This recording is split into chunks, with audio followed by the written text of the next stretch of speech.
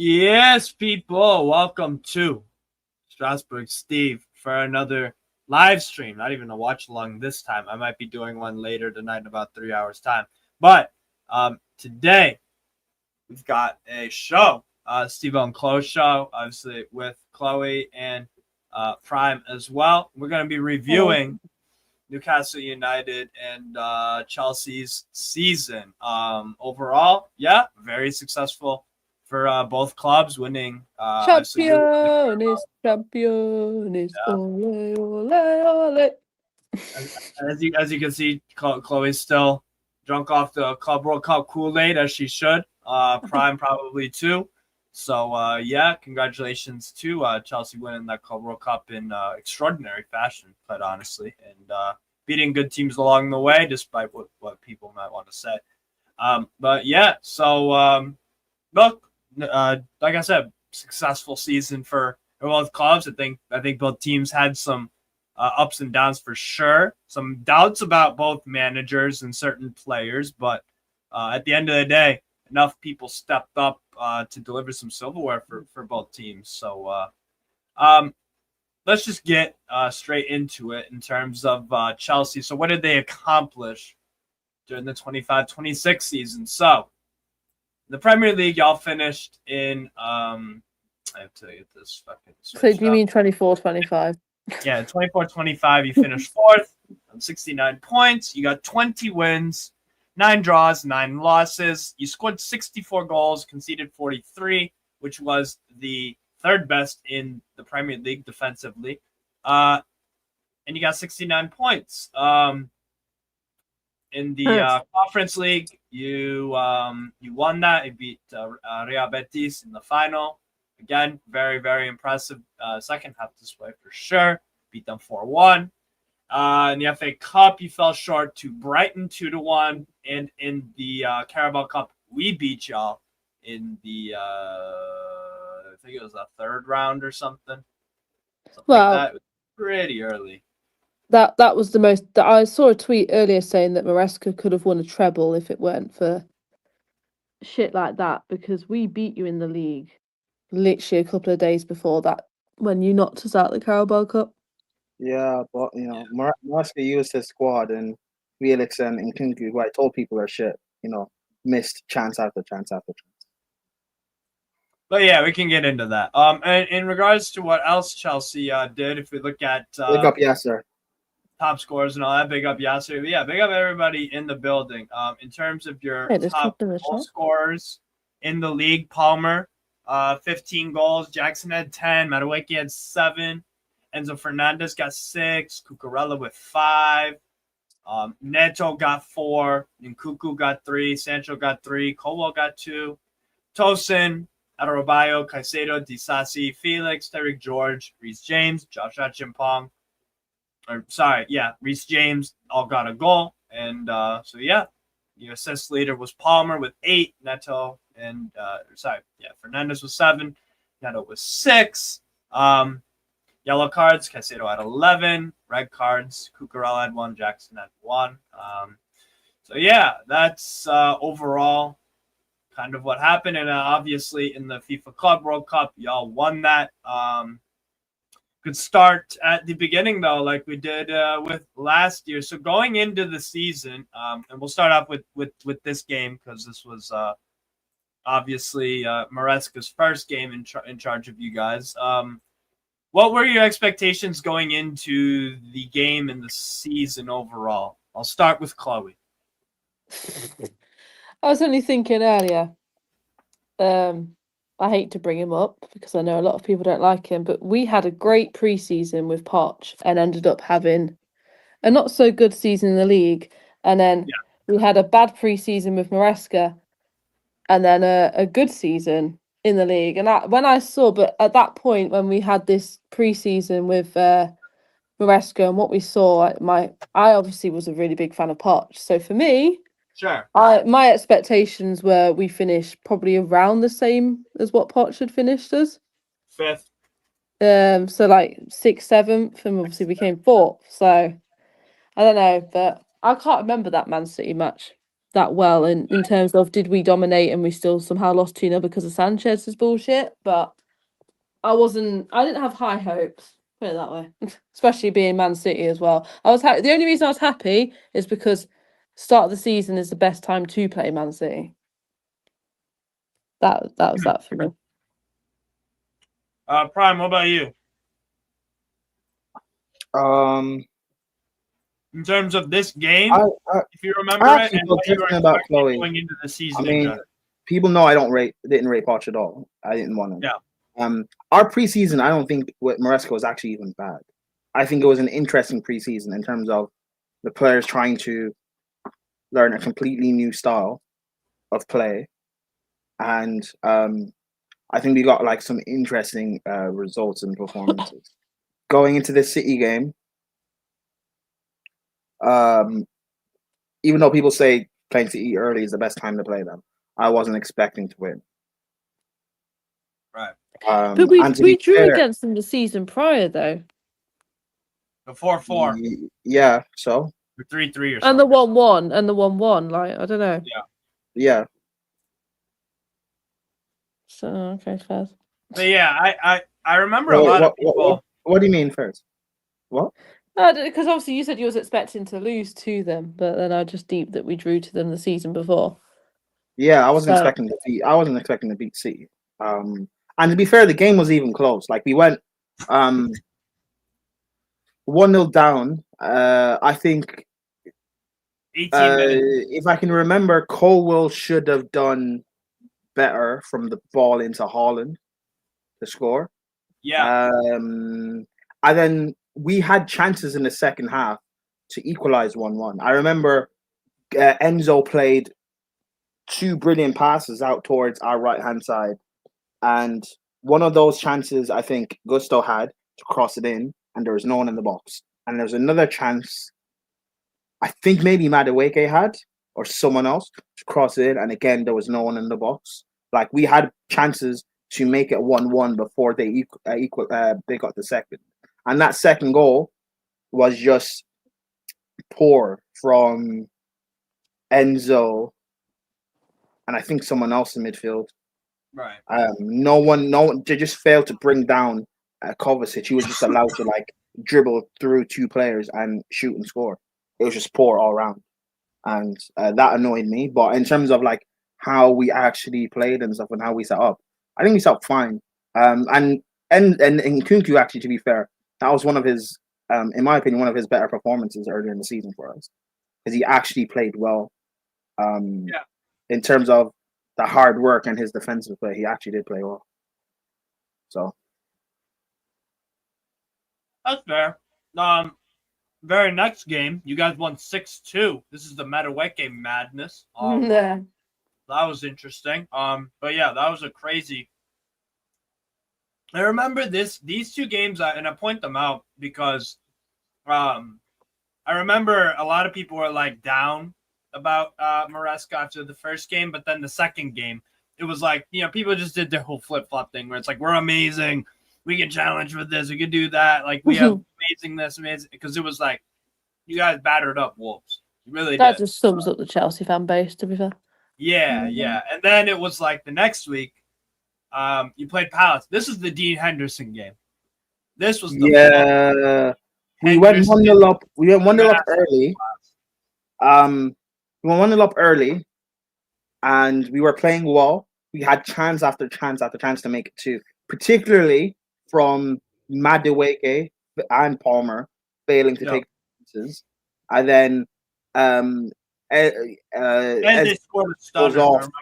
And the thing is, he was that first half of the season, right? He was shit as well. And he just pulled off a wonder goal. I remember watching this game. Yeah. He didn't, and people were angry and getting onto like the way we played and getting onto Jackson. And I was like, Jackson did his job and scored. He didn't get much chances. Madueke got most of the chances. Why is no one talking about him and how he didn't take his chances there? So yeah, big up. Your name is very. I don't know what to call you. Your name is very blah. Arteta is a loser, so are you for backing him. I'll call you Arteta.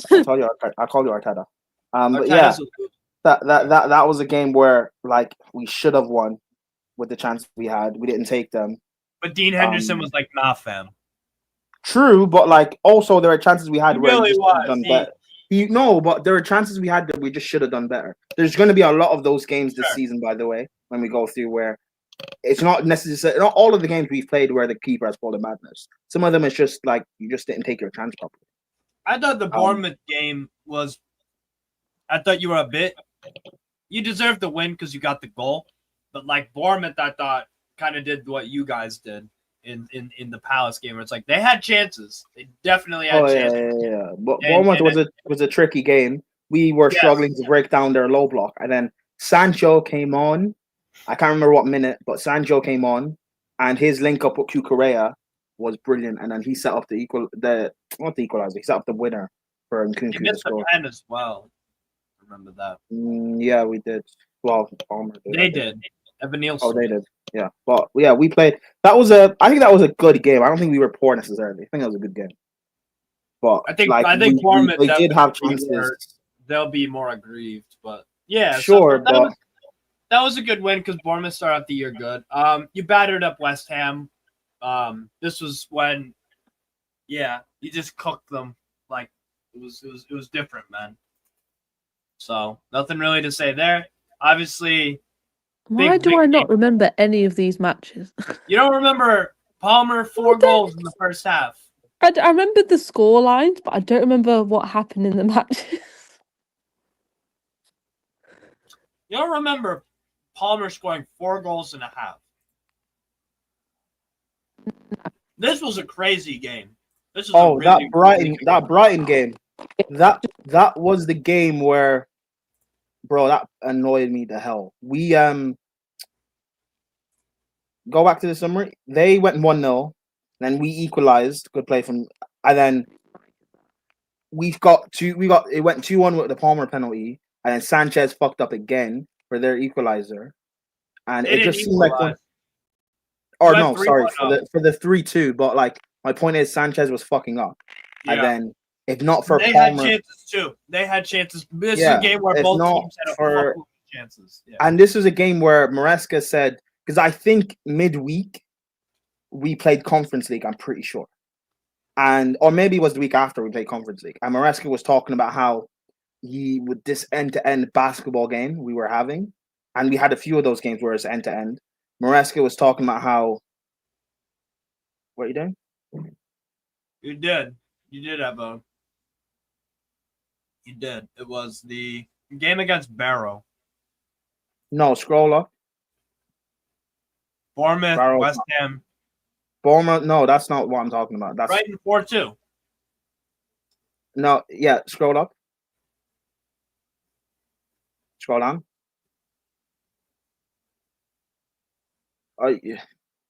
I'm talking about the Genk game, not Barrow. Oh, okay. Well, you had a midweek game. Yeah, but it's the conferencing I'm talking about, because I was listening to our press conferences earlier in the season, and Maresca was talking about how I'm sure you guys enjoyed the Brighton game because Palmer scored 4 goals, but I didn't enjoy it because it was too end to end. We didn't control the game, and that's something I kept speaking about in the first half of the season, that we don't control games enough, and that's why things are so end to end, and we're not able to actually see out games properly and win them. And that basically is kind of what helped cost us during our bad run, that we just never controlled the game, those games. But yeah, Brighton, fair enough. Palmer scored 4.5. Everyone was saying he's the best player in the world, whatever. He played Genk. The Barrow game. That was Nkunku, I think, got a hat trick in that game, I'm pretty sure. And Chelsea fans it is what it is, like it's Barrow. No one can leave because either of you spoke crackling. Oh yeah, I heard that crackling. I thought that was Steve's mic, actually. Nah, yeah. And then after that was Brighton were to Genk. Genk was Genk. That was, I think Nkunku got a hat trick in that as well. I think he scored back-to-back hat tricks. Nah, he didn't. No, did he get a hat trick against Barrow? Possibly. Let's check. FC Barrow. Yeah. Yes. Hat-trick Yeah. against Oh, Barrow. because I remember it was in Kunku and Palmer. They got a hat trick in the space of like a week with each other. So yeah, but then after Genk, we then played. Scroll down a bit. We then played Forest. That was 1-1. Congrats, my Chelsea friends. Thank you, Sunshine. I hope you get Jackson. We then played Forest 1-1. And that was a game where, again, we had, because I remember the Palace game where we had chances. And even against Brighton, actually, we also had chances. I remember bringing that up, that Madueke is missing these chances. And then I remember Andrew telling me that who cares, we won the game 4-2. That why are we bringing it up? And I was like, because those misses are going to cost us later on, because we're not going to score 4 every game. Those misses will cost us. And people didn't want to listen to me about that. Right. And we saw in this game, we had I know Madueke came off the bench and got the equalizer for us, which is great. But we had chances in games and we just kept missing them. And this was a game where Forest, people were like, I don't think Forest had played Liverpool up until this point. So we didn't know just how good Forest were going to be. No, they played Liverpool early, you know. Are you sure? Yeah, I'll show you in a sec here. Nottingham Forest. They played them early in the season. Yeah. I think it was like the second or third game. First game, second game. So this is match day 1, 2, 3, 4. Meanwhile, Chelsea was match day 1, 2, 3, 4, 5, 6, 7. You faced them on match day 7. So they had already beaten Liverpool 1-0.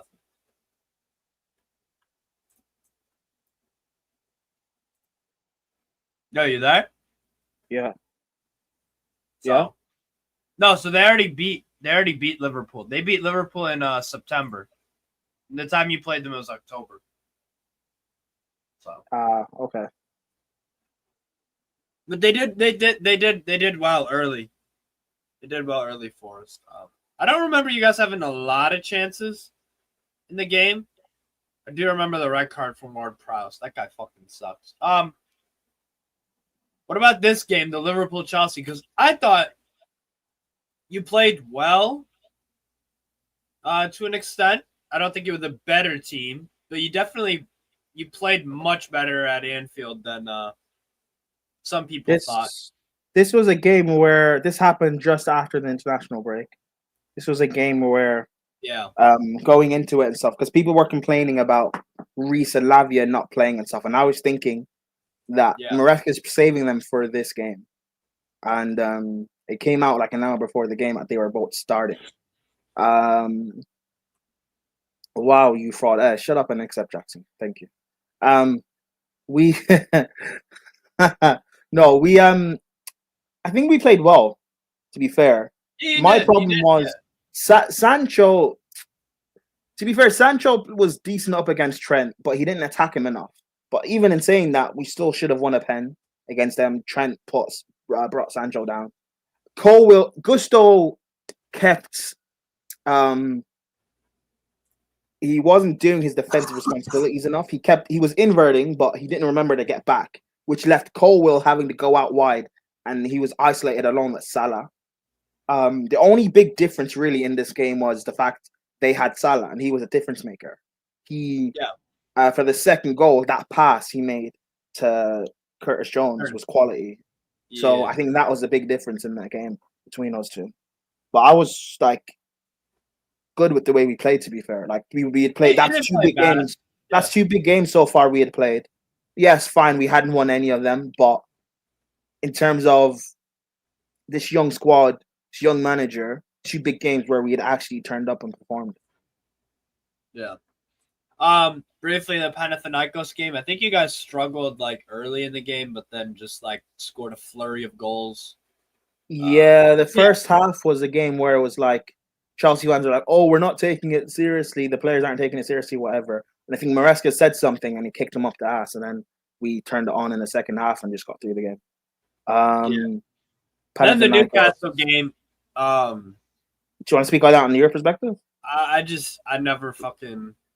We don't beat you guys at your place, so I wasn't really surprised. I didn't think Was that the you. period in the season where you were very depressed about Newcastle? You were talking about Eddie Howe should leave. Yeah. Yeah, that was that point. I remember that. Yeah, where it was like we were playing like shitty, but like grinding out a win every once. I was just like, yo. Yeah, I remember that point in the season. We'll touch more on that in the Newcastle section because I just thought like you played well. I don't think we threatened you really at all. For me, that was the point where we were going. There was a run building up. Newcastle, Man United, Arsenal of big games that we have to get through.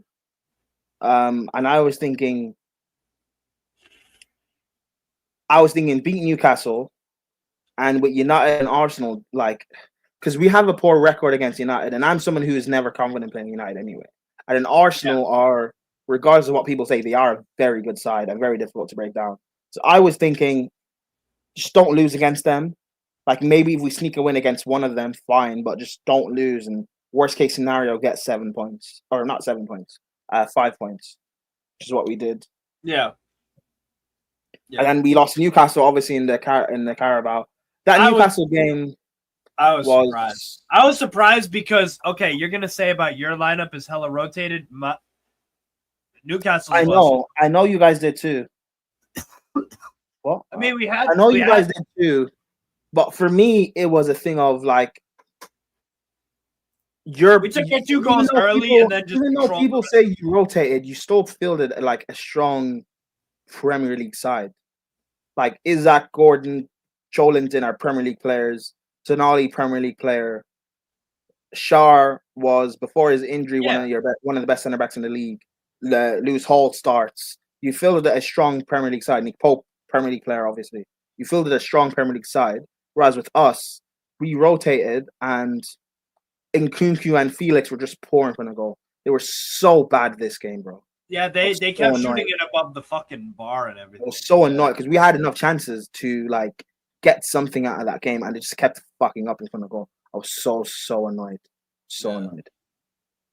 But and Chelsea man were blaming Maresca for rotating, but this brilliant squad everyone said that we had, that I disagreed with, the best squad that's in the league, 2 squads. This game showed why Maresca doesn't rotate much in the league. Yeah. Talk to me about the Man United game. Man United game was the typical way we always play Man United. It's KG. We have the ball. They sit back, defend. They get a goal on transition or off of some bullshit that happened. Sanchez, criminal.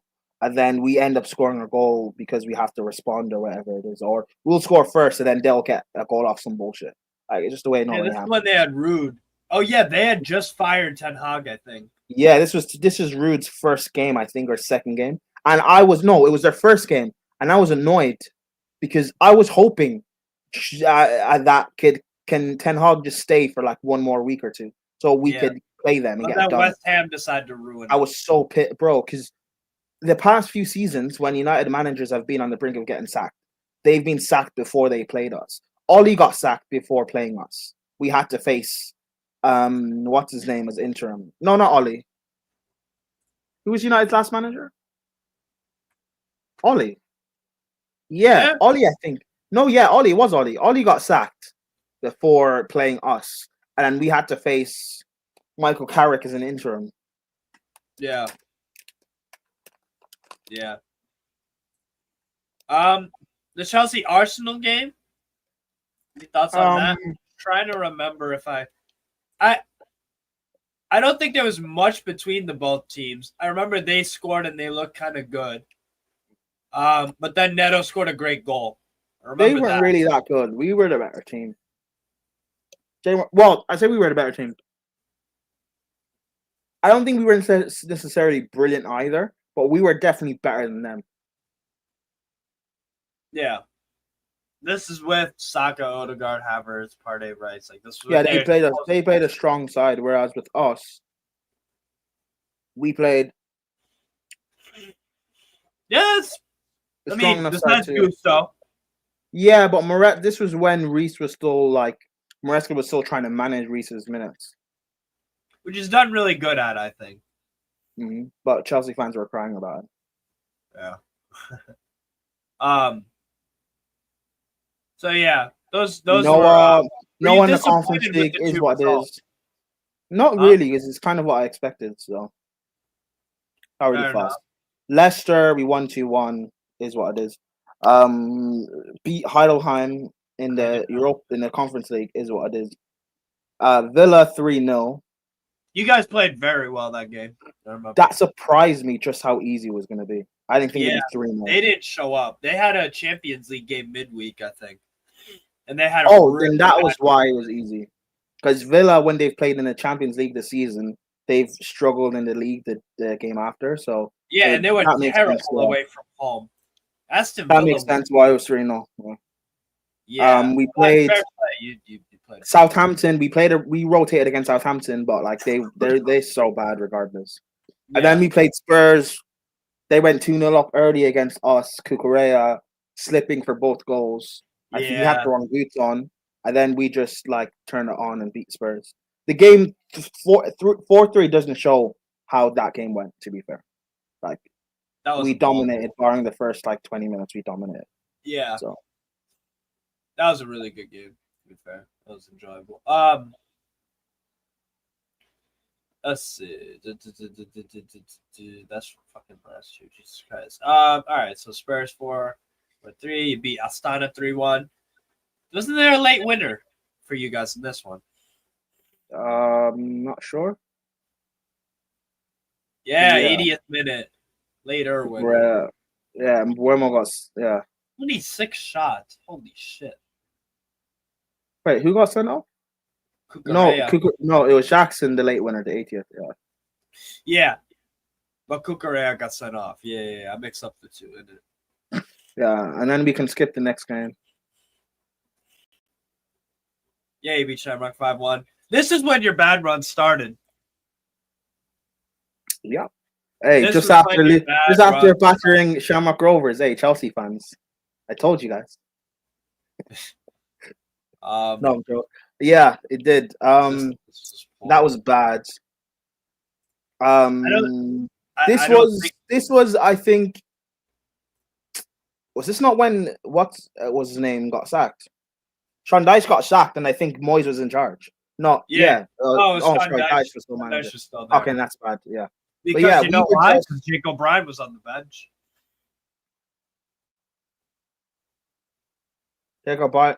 Oh, so you're saying that's why Everton didn't win? No, I'm saying I know that freaking Dyche was manager because Dyche was on the bench. Because O'Brien was on the bench. All right, man. You don't need to suck off Jake O'Brien all the time. Anyways.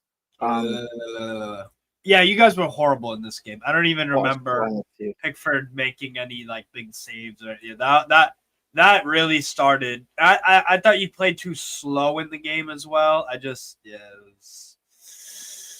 good. And that started the bad run because then Fulham. This game is also very interesting. This game was, I think we actually did play. We actually did play well in this game. There were chances that again we were wasting, and you know what? Towards the end of the game, a 1-1, maybe not necessarily the worst result because Fulham are a good side. Playing decent at the time. Again, yeah, Fulham is 1-1 is not the worst result. Fulham are a good side, but the fact that at the end of the game, at the dying minutes, Sanchez, scroll up a bit. Yeah. Sanchez hoofs the ball long to Cucurella, who loses it in the air to one of Fulham's tall players. We get countered on because we're trying to come out and press and suffocate them. And that's when they get their second. Muniz. 90. You made a bad mistake for that goal. I remember that shit. Yep. But Chelsea fans wanted to overreact. Chelsea fans overreacted and acted as if like we got battered when in reality, like we had chances again to win the game and we just didn't take them. Right. And I think Ipswich Fairs, yeah, we got just like out-muscled, outplayed in that game. Fair enough, we did. Yeah, that was who gave away the penalty? Delap scored the pen. I don't know if I watched I that. don't remember. Go to timeline. 12th minute.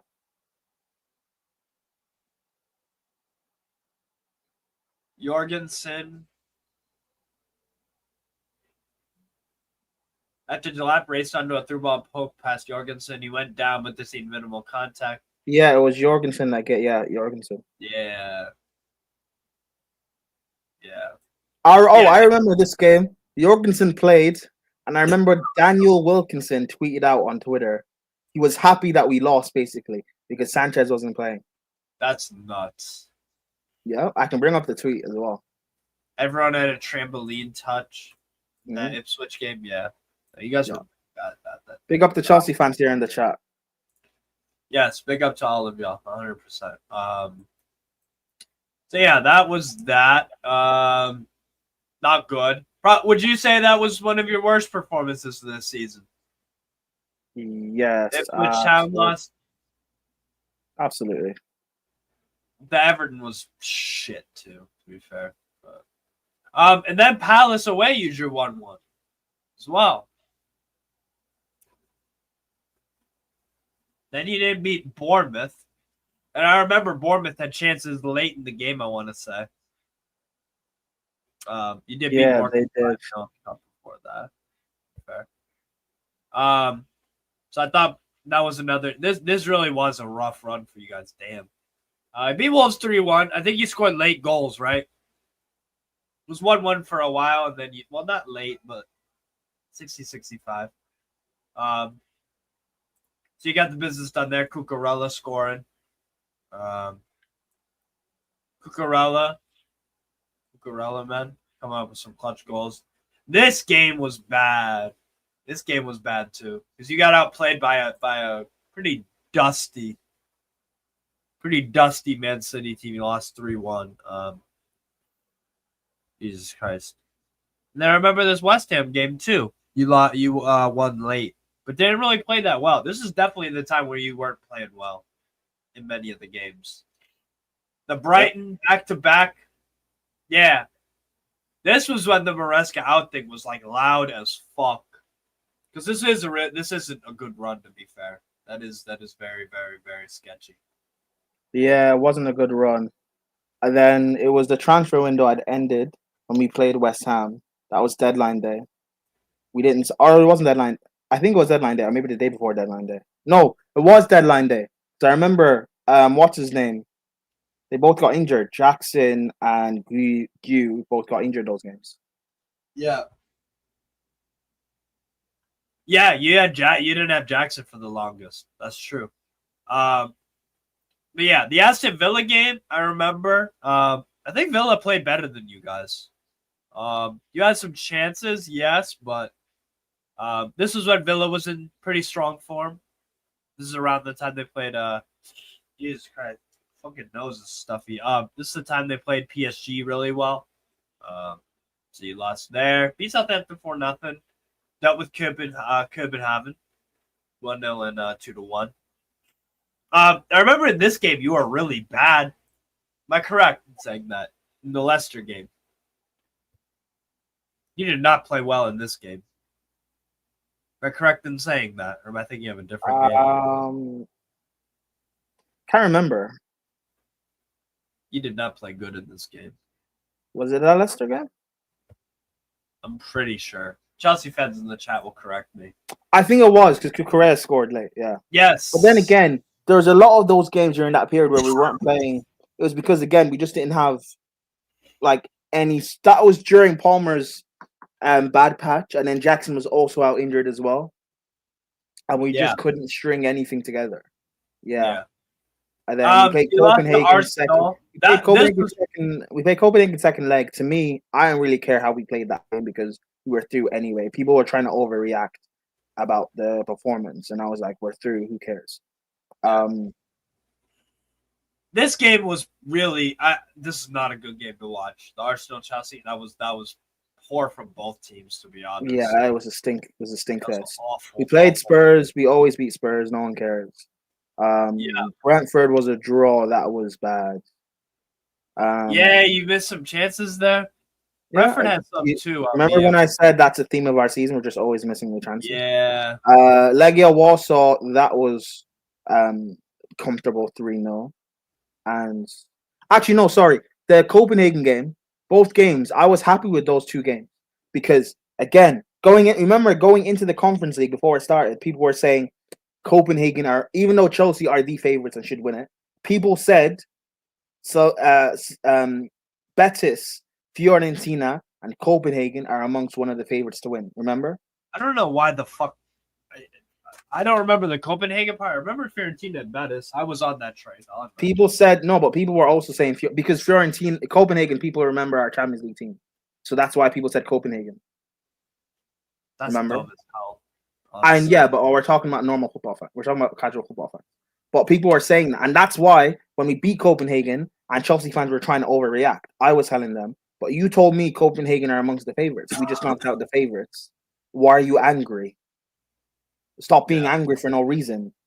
And I wasn't angry about that game. I didn't care because we had, like, to be fair, we played well in both legs. But like people were angry and acting as if it should have been more. When I was like, why? The Legia Warsaw game, both games, 3-0 first leg comprehensive, second game. I didn't care that we had lost 2-1 because we were through in the first leg anyway. Like Chelsea fans were trying to overreact again, and I was like, well, we're through. Why is it a problem? We were comfortable. Like they weren't going to do anything really. Yeah. Ipswich 2-2 draw. This is where you went 2-0 down early, right? Yes, we did. Yeah. That was one of those games where it was a good fight back, to be fair. Yeah. I like the fight back that we showed. Yeah.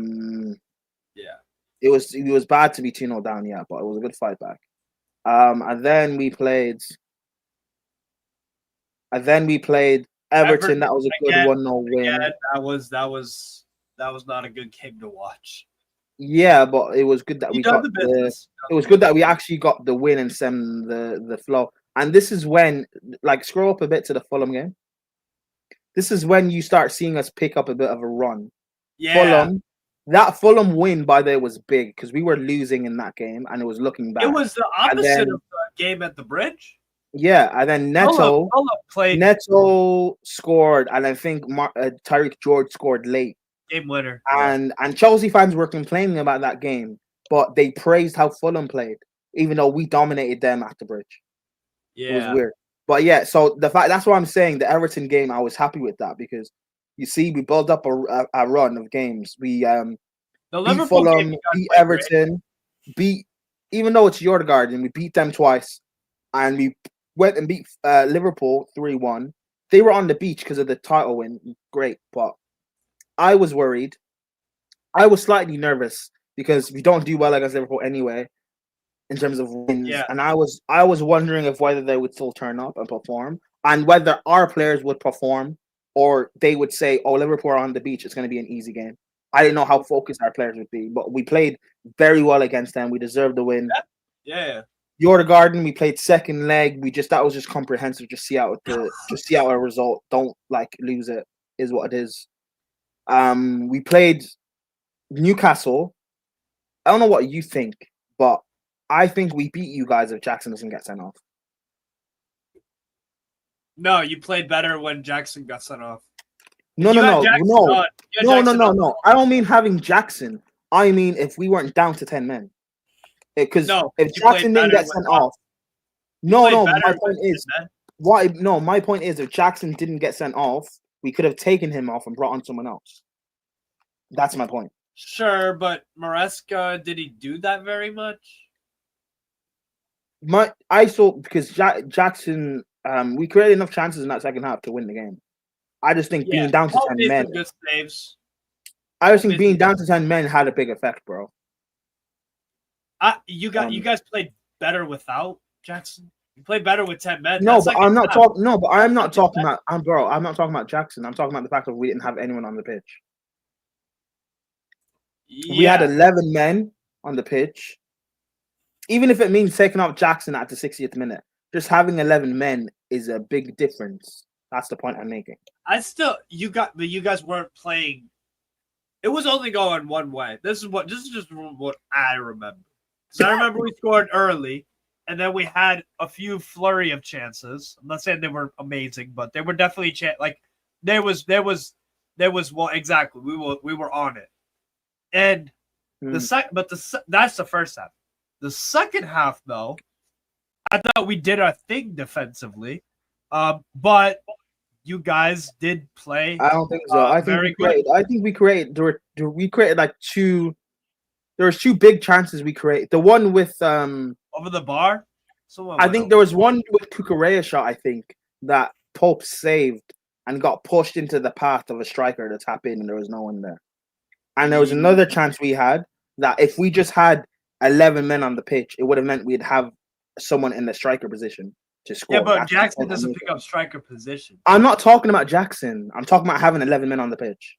Even taking off Jackson in the second half and bringing someone else on is a big difference to playing with 10 men and no striker. Do you agree with me, though, that the first half was us and the second half was you? But you still didn't do anything really in the first half. You scored early and you sat back. So we did do something. No, but I said you didn't really do much. You scored early and then you sat back. And then we were down to 10 men. And then in the second half, we had chances to still get something from the game. And we had no one up front in the position of a striker. Sure. Yeah.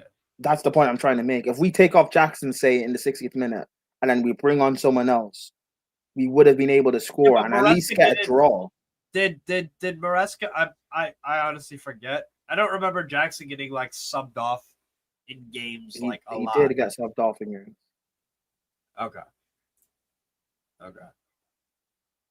Well, who did you have on the bench? You brought on Sancho, James, Gusto. Tyreek George, who had Neto had played as a striker with Jackson being out injured. So we probably would have done that, and we could have got a draw at least, because you guys scored late as well. So it could have been 1-1, and with momentum that could have turned into a 2-1 win. That's the point I'm making. Yeah. That's why I'm saying that we could have beaten you guys. I do remember your fans were pretty confident going up there. I can't lie. I do remember that. Which you were on a good run, but we were too. And at home games, when we talk more about Newcastle, the Man United game. Man United game, I didn't. Again, a terrible game to watch. I was still worried that we wouldn't win, because even though they had the Europa League final in a few days, I was still thinking if United play a rotated side with a lot of young players, that they would find a way to just beat us because. Get a draw. Yeah, I was just so worried that we wouldn't take the game seriously and we would treat Man United like they are a relegation side instead of treating them like they're a serious team. You know what I mean? Like preparing for the game properly. And I was surprised that we won. That cross for James, that spinning cross was world class. I loved it. Yes, I remember it. Yeah, it was fucking amazing. Yeah. That was sweet. And again, Cucurella coming in clutch. And again, you're seeing towards the back end of the season, big games, players stepping up. Neto stepped up against Fulham. Cucurella, they're stepping up with a goal. Reece stepping up with the assist. George played well in that game as the 9 to be. Well, he played all right actually as the 9 to be fair. He was isolated a lot in the back against the back three. So I don't blame him for how he played. But again, it was just getting the win and seeing it out. And then the next game we played Forest. I had said during the run that we would beat Forest no matter what and get finish in the place for Champions League football. I thought we'd finish 5th, to be fair. But Forest. We fucked up and lost to Everton, which we'll talk about because I'm still not over that shit. But who? We lost to Everton on the final day. That's why you overtook us. But Forest. That was a game where. Forest they had two chances. They had like 2 chances, I think. They played very defensive. Right? Yeah. But they didn't really do much for us. It was just all us throughout the game for the most part. And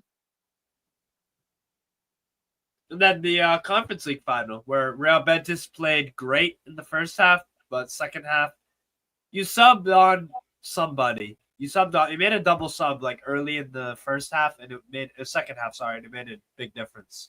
No, Reece came on in the first half. Or not first half. Reese came on at halftime. Yeah, that's what it was.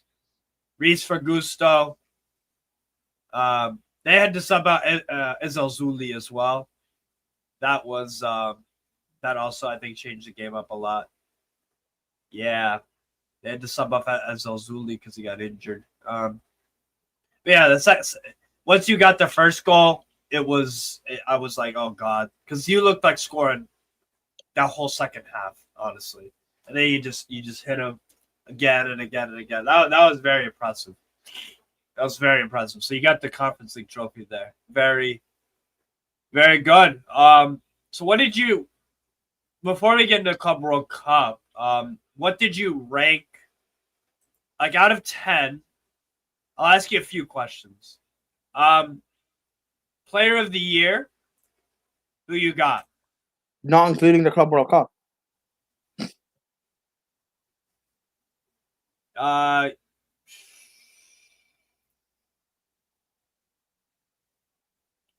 Oh yeah, because technically it is part of this season. So we'll go through. Yeah, we'll go through this quickly then. I think I actually watched pretty much all of your games except the Palmeiras one. So the LAFC game, I thought LAFC played well, but this is the tournament of Neto. Definitely. He scored a nice goal. So you guys took care of business there. The Flamengo game, yeah. They played extremely I think that was a game like Maresca was trying to find a balance, especially early in the Club World Cup, of obviously taking it seriously, but also rotating a bit as well. And I just think Flamengo,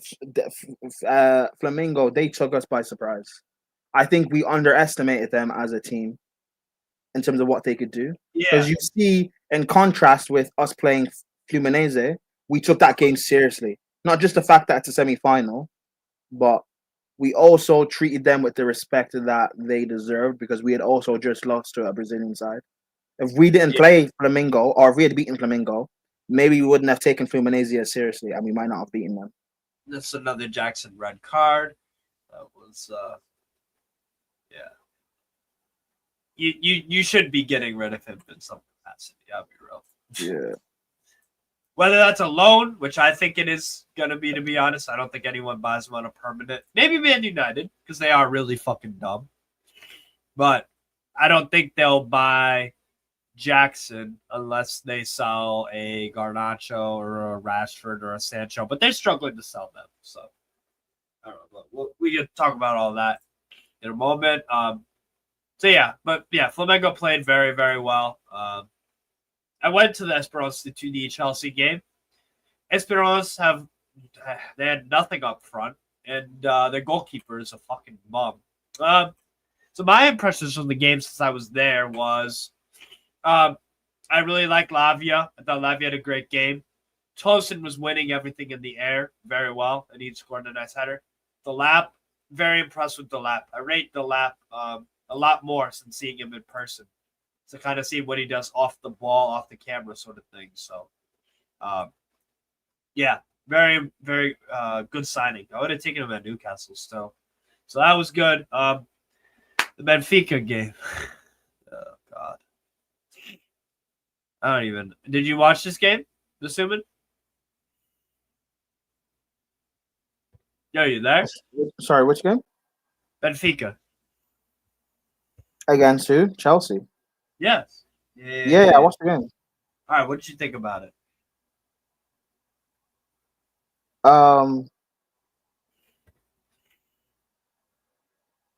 It was a good. I think it's annoying. It was annoying it's annoying with the lightning thing that stopped the game, because I think we played well and Maresca made subs to close out the game. Yeah. And then that thing happened, and then when we got back into the game, there was a few minutes left to play, and then they scored, and then it went into extra time, so that fucked everything up. But aside from that, our goalkeeper was keeping us in the fucking game. Yeah. I like how we played. Trubin was good. Oh, Antonio Silva, by the way, he's a quality center back. He is I a don't rate him. quality center back. Don't No, rate I him. do. The way he played, he pocketed the lap, bro. He played good in the tournament. I'll give you that. I think Antonio Silva. It's because Benfica are just not good defensively. I hear it. I feel bad for him that he's Benfica are playing not on good the bench. defensively. I like him. I take him at Chelsea. My thing is Go for it. Antonio Silva, Chlo, and even Scaldavini. They're all center backs who are good ball players, but they're very young and they need to play someone. They need to play next to a leader. So I wouldn't. I don't think bringing in Antonio Silva would make sense when we already have a Colwell who is a young center back. He's developing. He's improving, but Colwell also needs to play with that leader as well. Yeah, I hear it. I mean, Oh my god, I'm so fucking stuffy, yo. All right. But yeah, no, you deserved it. Like I said, Trubin was our hero there, but couldn't really do much about the Bulls. The Palmeiras game I actually missed completely. How did that game go? I saw the Esteval goal. we played. It was a good game. Yeah. Palmeiras set up to like play on a counter, basically. Esteval, him and Cuckoo had a good battle. I think Cuckoo won in the end, but Esteval gave has like Esteval didn't get pocketed basically. Yeah. Like, and I like that because you know with Salah, with Saka, with Bowen, with these top wingers, even if they're having a game where they're struggling to get things off, they will still end up coming out with something in the game. Salah does that all the time where he'll have a bad game, but he'll pop out with a goal or an assist. Esteval popped up with that wonder goal. He also created something in the first half where he was up against Cuckoo, and then he dragged Cucurella all the way infield into the left half space, and then Esteval played the ball out wide, and then Palmeiras crossed it in, and the guy just completely like fucked up the chance. Right. Yeah, so and that could have been I think 1-1. So yeah, I don't know. It was a good game overall. Like Palmeiras did play well, to be fair. Like they gave a good account of themselves. Esteval gave a great account of himself. He won man of the match, which I mean, man of the matches they're voted for. So like, who knows? But like he did play well. It's not like yeah. Yeah, I enjoy. I'm considering Brazilian side and stuff like that. As a side that we all don't really usually watch a lot.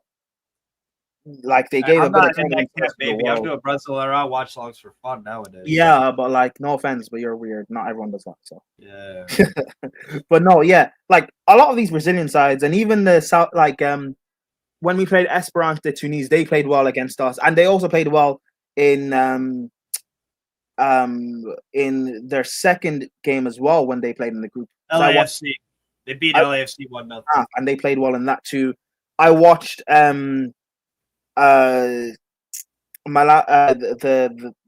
South African team. Mamelodi Sundowns, yeah. I watched them, bro. They are a good side, and also they play some beautiful Ronan stuff. Williams and Rodwin, yeah. His name escapes me. Their midfielder, their captain. Fuck, I forget too. I can't lie. Mokoena. I don't know how to say his name properly, but those are two players I rate highly, and I've rated them because I've watched them at AFCON. Yes, bro. Ronan is one of the best goalkeepers Africa has, and Mokoena. I keep telling this to people. He's one of the best midfielders Africa has to offer, bro. And it's a shame that they're both playing in the South African League. They could both play in Europe comfortably. Ronan Williams is a brilliant ball playing center back, and Mokoena is a captain, bro. Goalkeeper, goalkeeper. And Mokoena he's a captain. He's a leader. Yeah. So players, yeah. Yeah, they're and like they were part of a big reason why South Africa got to the semi-finals of AFCON last year. They're great. So yeah, and then our semi-final was against Fluminense.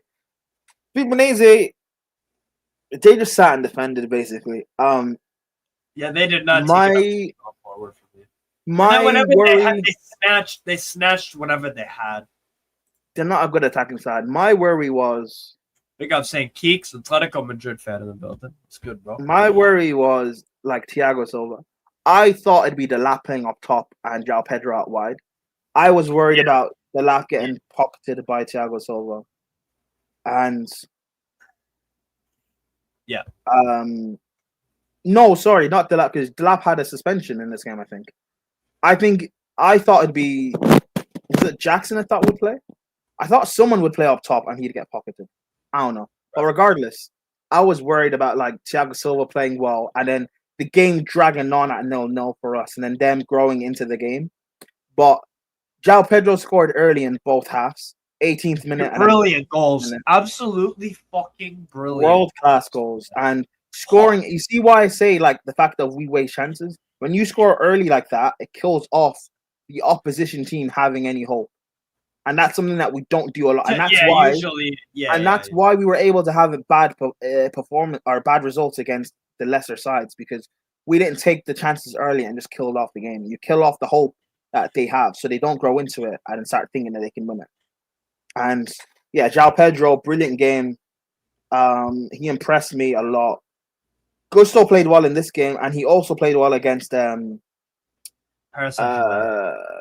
not even that. He played well against Esperance de Tunis. Gusto also played well when he came on against Benfica as well. Like I said, he had a good tournament. Yeah.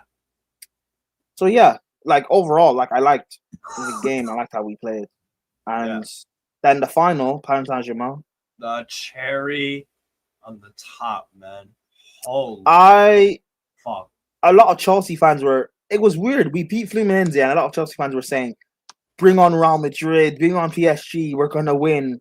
And then PSG beat a poor Real Madrid side 4-0. And all of a sudden, yeah, that is true. And then all of a sudden, people are crying and saying, PSG, have mercy. I knew we'd beat PSG. I didn't think it'd be this comfortable, though. Yeah, I said going into the game. Everyone was surprised how comfortable it was. Everyone. PSG strengths matches our strengths, which is their small technical midfielders matches up against our physical technical midfielders. And their 1v1 wingers matches up against our lockdown fullbacks. No one gets past Correa. No one gets past James. And Gusto, he made a big account of himself playing there. Gusto was a huge part of the second goal? Yes, he was. And even the first as well. I love the shape how we played as well. We played a 5-4-1 off the ball with Neto playing as a left wing back and Enzo Fernandez basically playing as a left mid. And on the ball, we played with a back three of Chalobah, Cole, Cucurella. Caicedo, James playing as the two pivot players. And the Pedro up top with Gusto, Palmer, Enzo, and Neto as like a front four. And that worked. We didn't play out the back because of how well their press is, how great their press is, PSG. Which is a big mistake Inter made, by the way. Inter weren't allowed to build up out the back because I watched the way Inzaghi played. Bastoni was terrible. Bastoni on the ball the final. I watched the way Inzaghi plays, how he loves to play and build up. Yeah. That's something that we didn't do. We just went long to Gusto, with Gusto's pace in behind and targeted their left hand side. No Pacho was a big miss for them as well, because not even having a Lucas Hernandez who's left footed, so he can at least be a balance in that defense. Beraldo was awful. And Beraldo passing was fucking. And Marquinhos is not like, I know he's experienced, but he's not a good defender anymore. His legs are gone.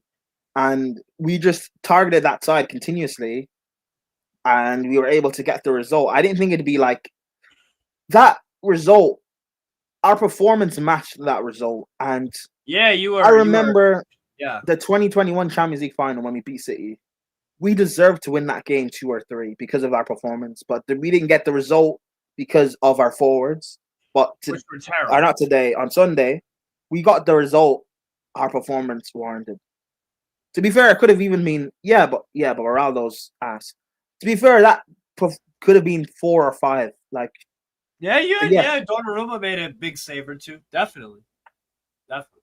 Yeah, that was incredible. I can't lie. That was So to wrap up the Chelsea side of things, I have a few questions. Did overall this season, which includes the Club World Cup, did it exceed your expectations? Did it meet your expectations, or did it underwhelm in your expectations? Meet my I would say expectations. exceed for me. Exceeded. Before the Club World Cup, I would say meet my expectations. I wanted us to get Champions League football. I said, actually, before the season started, I said we'd be in a top 4 race and we'd finish 5th because, and this was before I remembered Champions League football, you could finish 5th with it. I said we finished 5th because I didn't trust our defense, particularly Sanchez, to hold up in the run-in. But I said also win the Conference League. And in January, once the window ended, and we did our predictions on casually, I said we'll get top 4 and we'll win Conference League. And run into the season, in the back end of the season, and that run in when people were laughing at us, I said we will find a way to make top 4 and get Conference League. I didn't think it'd be that comfortable though, in terms of winning all of our games, barring the Newcastle one. I didn't think it'd be that comfortable. Yeah. And so they surprised me in that aspect of it. But yeah, exceeding my expectations, but how we carried this mentality we now have and how we've carried into this Club World Cup more. Well, yeah, we've exceeded my expectations, and I'm so happy. I'm so happy. What would you give it out of 10? I would give your overall season an 8 out of 10 because I didn't think you would win Conference League. I thought you'd finish 5th. I thought you'd do better in the FA Cup and the Carabao Cup, personally. But you won the Club World Cup, which I did not see coming, especially when the final was set. So I have to give it an 8 out of 10. You exceeded expectations. And the additions you've made so far in the summer, they got to play right away and make a difference. I'd say an 8. I'd say 8.5, 8.5, maybe 9, because of mainly because also the Club World Cup. If we're talking about like with the Conference League and the league, I would say 7.5 to an 8, particularly because of how strong we ended the season. Yeah. I'd agree with that. Player of the season for Chelsea. Caicedo. Okay. And it's a shame because Cucurella performed like player I was going to say Cucurella. But because of how amazing Caicedo's been and how consistent Caicedo's been, it has to be Caicedo. I would go Cucurella. Not trying to say Caicedo was bad. I think in terms of the going forward, like Cucurella made differences in all of your games, whether that was like good performances and sometimes he came up with a few game-winning goals, assists. He's disciplined as well. They had one red card in there, but I thought his discipline was very good. I would go Cucurella probably. Honorable mentions. Jesus. Honorable mentions. Anyone else? Prime. No, only those two. So no mention for I guess you got a point. No. Palmer? No. No. Even though the final and the tournament he was brilliant, but still, I still think he had a good season, but he definitely wasn't like red hot like he was that year before. Palmer had a good season, but like that he wasn't as awful as people say that he was. He had a good season. Yeah, I agree with that. Yeah. Just that bad patch where he just wasn't scoring goals or stepping up when we needed someone to. No, I can't say player of the season. Fair enough. So you got Caicedo. Especially what Caicedo and Cucurella have done. So yeah. Surprise of the season. This could be a game. This could be a player. It could be a player performance. It could be a manager. It could be a manager decision. Just what was the most surprising thing that happened with Chelsea? Big up Mike's for the raid as well, my guy Mike's. Big up for that, bro. Love. Chloe's phone caught on fire. Anyways, yeah, your surprise of the season, Prime. What was it?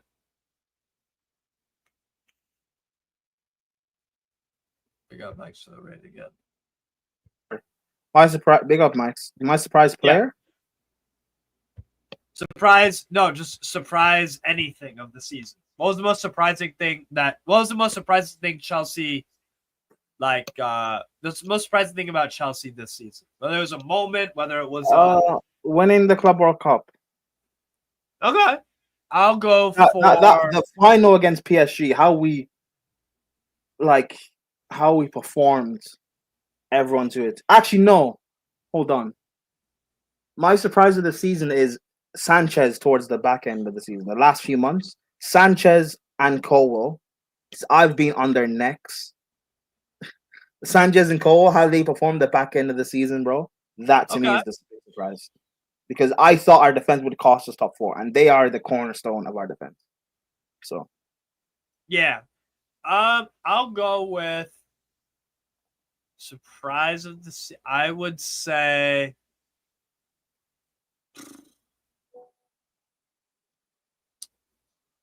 Maresca adaptation, which yielded good results. I would say, because I thought at Leicester, and I talked about this with Neil a lot during last year, is that he didn't really adapt. Like when Leicester, when they nearly fumbled the championship title, which they did actually, I think. Yeah, they didn't win the league. No, they did. They did. Sorry. Yeah, they did. They barely did. I was talking with Neil at the time. We did a watch longer too on the channel. I was like, yo, he needs to change something up. So that's what I was kind of fearing with you guys. This is a good surprise from Mario Balotelli. Astrid Wet not sliding into a Chelsea player's DMs this season. I'll go with Maresca's. That we know of. Yeah. So I'll go with Maresca's adaptation. I was surprised. I don't think Maresca's adaptation is a surprise. I think it is because he was very stubborn at Leicester. Yeah, but he also had one season at Leicester. Yeah, but that's all you can base it off, right? Yeah, but you can't say anything is a surprise if you have nothing to show for it. No, but you do. No, but like nothing is. Oh, he was managing the under 21s. I didn't watch any of their games, so I have but just like you can't say it's a surprise, I can't say either. Like I knew he would adapt, and I knew he'd be making mad changes. We don't know because he didn't have a sample size. He did. The year he had once, yeah, but one season is not a sample size. It's not enough. But that's all you can. That's why I say it's not enough. It's not because we play now is not the same. Even how we started playing in the first half of the season is not the same way he played at Leicester. 1 year is not enough of a sample size to go off of. That's why when a player has one season, is it a smart idea to buy them, Steve? No, it's not. Just based off one good season. It depends. I don't agree with buying players just based off one great season. Well, it depends who it is. No, I don't think so. It depends who it is because Lamine Yamal, his first full season was outstanding. Yeah, but now he's done it again and again. Compared to if a dusty player like Almiron, if he had, let's say he had a good year, that to me doesn't. No, but you said good year. I'm saying if you had a great, like Maresca won the championship, like Cantor, basically. That's that again. Like you still not at a Cantor. Well, okay, but he won the championship. He did. You need to replicate how good you are. So that's like you saying you don't know if he'll adapt. That is true, but we don't know if he couldn't adapt. We didn't have enough of a sample size to show anything. Because Chloe. That comment is good though. The surprise is. That's just cute. That one's not cubed. Cube's a fraud. Enjoy your Europa League. Though someone saying the surprise is our attack was being fraud, self the defense that didn't have a fun for half of it. That's a good surprise. Our Yeah. bro, people realize with Sanchez and Cole, we've had the third best defense in the league. We created amongst, I think, That's maybe impressive. I think we have the second best attack in the league in terms of chances created in the past season. So like all the metrics and stuff about show we're clearly moving in the right direction. But also, regardless of all the metrics and all the stats, we have the trophies to show that we're actually progressing. Yeah. It's not fake progression. Yes, I agree with that. All right, fair. What else? Disappointment of the season. Barrio Malatelli saying yes. Gordon had a great first year, and he had needed another year to continue. Like I like Gordon. I like what he did at Everton, and I wanted to buy him, but that's because I wanted to buy him for. I wanted to buy him after he had 2 years at Everton. Like for me personally, I need not just 1 year, because you can have 1 year and then if Yamal only did it for 1 year, regardless of how great that first year was, and then he didn't replicate it the following season, what would we say about him? He's a fraud. True. So that's why I need a replication to show because you can have a year can be a purple patch, but I need continuous to show, oh, you're actually good, or maybe this is what you're about as a. Well, Marcus now has had two seasons. People can now have an opinion of what he's actually like. And to be fair, people will still say, well, he's only managed in the Prem for 1 season. He's only managed in the top flight for 1 season. Right. So people will say he'll need another year, which is fine. People want to say that too. So I don't know. It's what it is for me. Fair enough. Jackson was the biggest letdown. Yeah, what was your biggest letdown or disappointment of Chelsea's season? Neto for me. Although he had a good Club World Cup, but I was expecting more, I can't lie. I wasn't, because our wingers, I always said that I don't rate them highly. But Neto, Sancho, Madueke, but I also said that they also need a striker to work off of. Biggest disappointment was, Jackson. I thought Jackson would improve massively. Bro, up until Lavia's hamstrings. Bro, in November, I was saying that Isaac is not better than Jackson. Because I didn't rate Isaac as highly as everyone else did. You can laugh, but I didn't rate Isaac because no, I rate Isaac now. He's world class now. But what? I was what?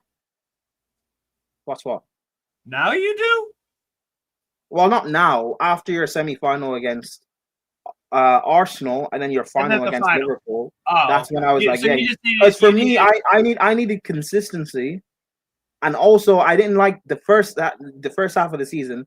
He was ghost. Like people were rating his people were rating Isaac on a level that I didn't think he deserved to be on, because he had too many patches where he would go ghost, but no one would talk about it. And I was trying to prove that point. And to be fair, I went too far by saying that him and Jackson are on the same level. But my point still stood at that time of people can't say he's world class yet because he didn't have consistency. This is true. I agree with Barrio. But doing what he did against Arsenal and Liverpool, I rate players that turn up in big moments and win trophies. So doing that for me said, cool, I'll accept maybe your somewhat inconsistencies because you turn up when it matters most.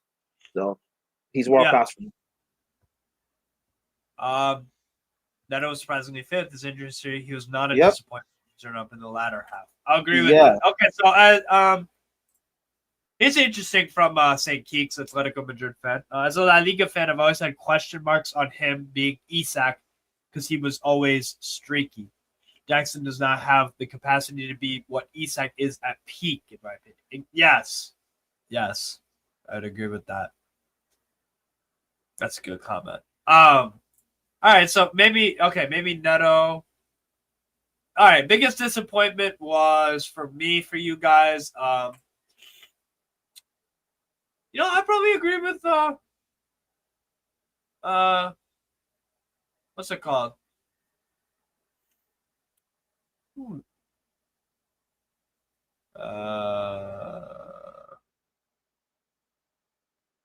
What was the comment? Yeah, Steve O probably big up.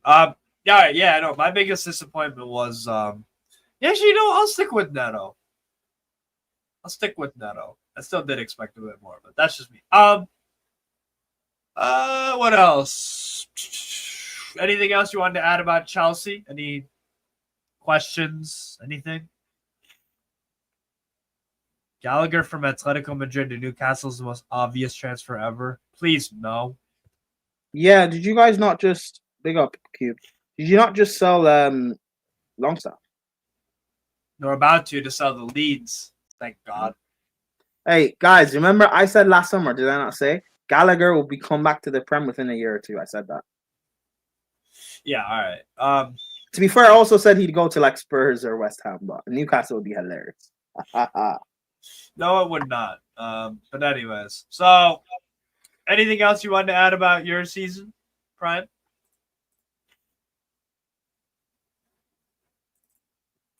No.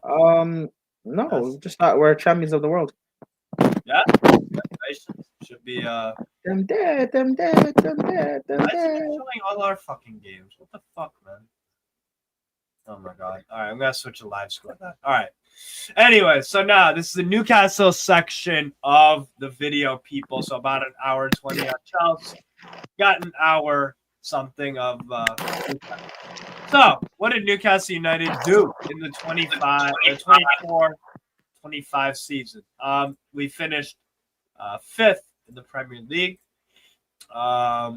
66 points. We scored 68 goals, which was the fourth best in the league.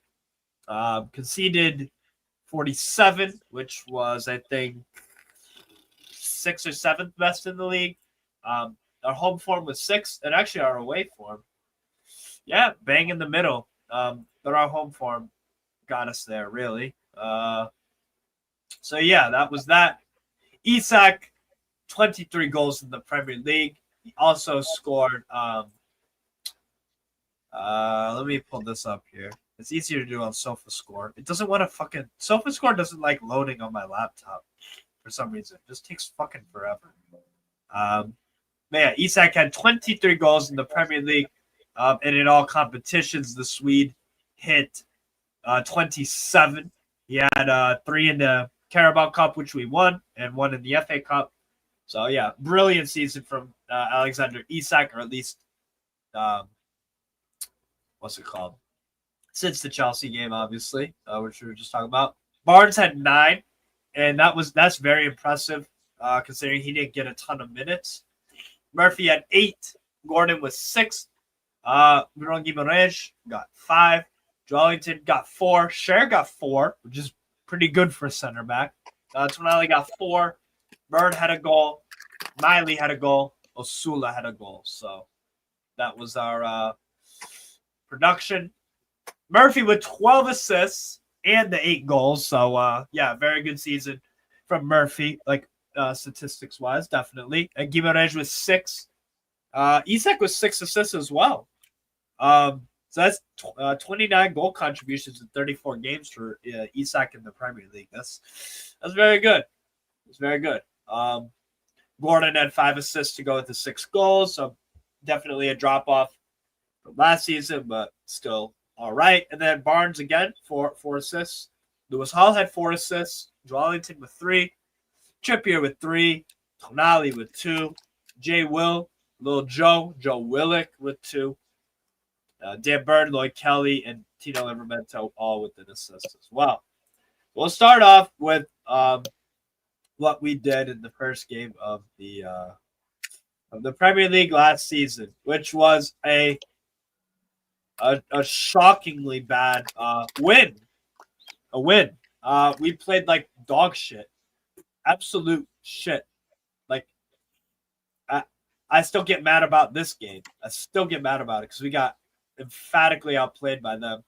Before the red card as well, they had chances. We maybe started out the first 5 minutes okay, but this was yeah. I mean, when you have Longstaff in your fucking team, it's peak for you. So we did not play good in this game. They had so many chances. Barrera to Diaz missed a fucking a wide open net. Kyle Walker Peters had a chance. Sugawara had a chance. Smallbone, I think, put one over the bar. Armstrong should have scored. Like it was bad. We had one shot with 22% possession. So, yeah, Cher got an early red card. We got the penalty goal. Joelinton scored because of Alex McCarthy Howler because he's dog shit. But yeah, so that was kind of a sign of things to come, which was yeah. Then Bournemouth, we drew with them 1-1. We got again very badly outplayed, beat them just barely. Should have lost. There was a controversial decision late in the game. They should have probably had a penalty, to be honest. So yeah, that was and we don't do well. Eddie Howe has not beat Bournemouth since his appointment at Newcastle. He's not beat Bournemouth once, except in the League Cup. So, yeah, that was annoying. We beat Tottenham. Did you watch this game, Prime? No. You didn't? Okay. Basically, in this game, I thought we were ever so slightly better. Tottenham had chances, but we exposed them both times. We scored through Harvey Barnes, which is a really nice goal. Bird had the own goal in the 56th minute, but then Isak did come up clutch that game with the game-winning goal. It was a great ball from Murphy. So yeah, that happened. Let's see. I'm trying to get something else here. Oh, why is it not showing? That's so annoying. Matches 2024-25. Fuck. Sorry. All right, here we go. Is this it? All right, finally, I got this up. Jesus Christ. I like this view much better. I can't lie. Weren't Spurs calling robbery or something in that game? Yeah, they were. But yeah, Van de Ven and Romero got sat down by Isak. That was a lot of fun, to be fair. Let me go back to the fuck are we? Yeah.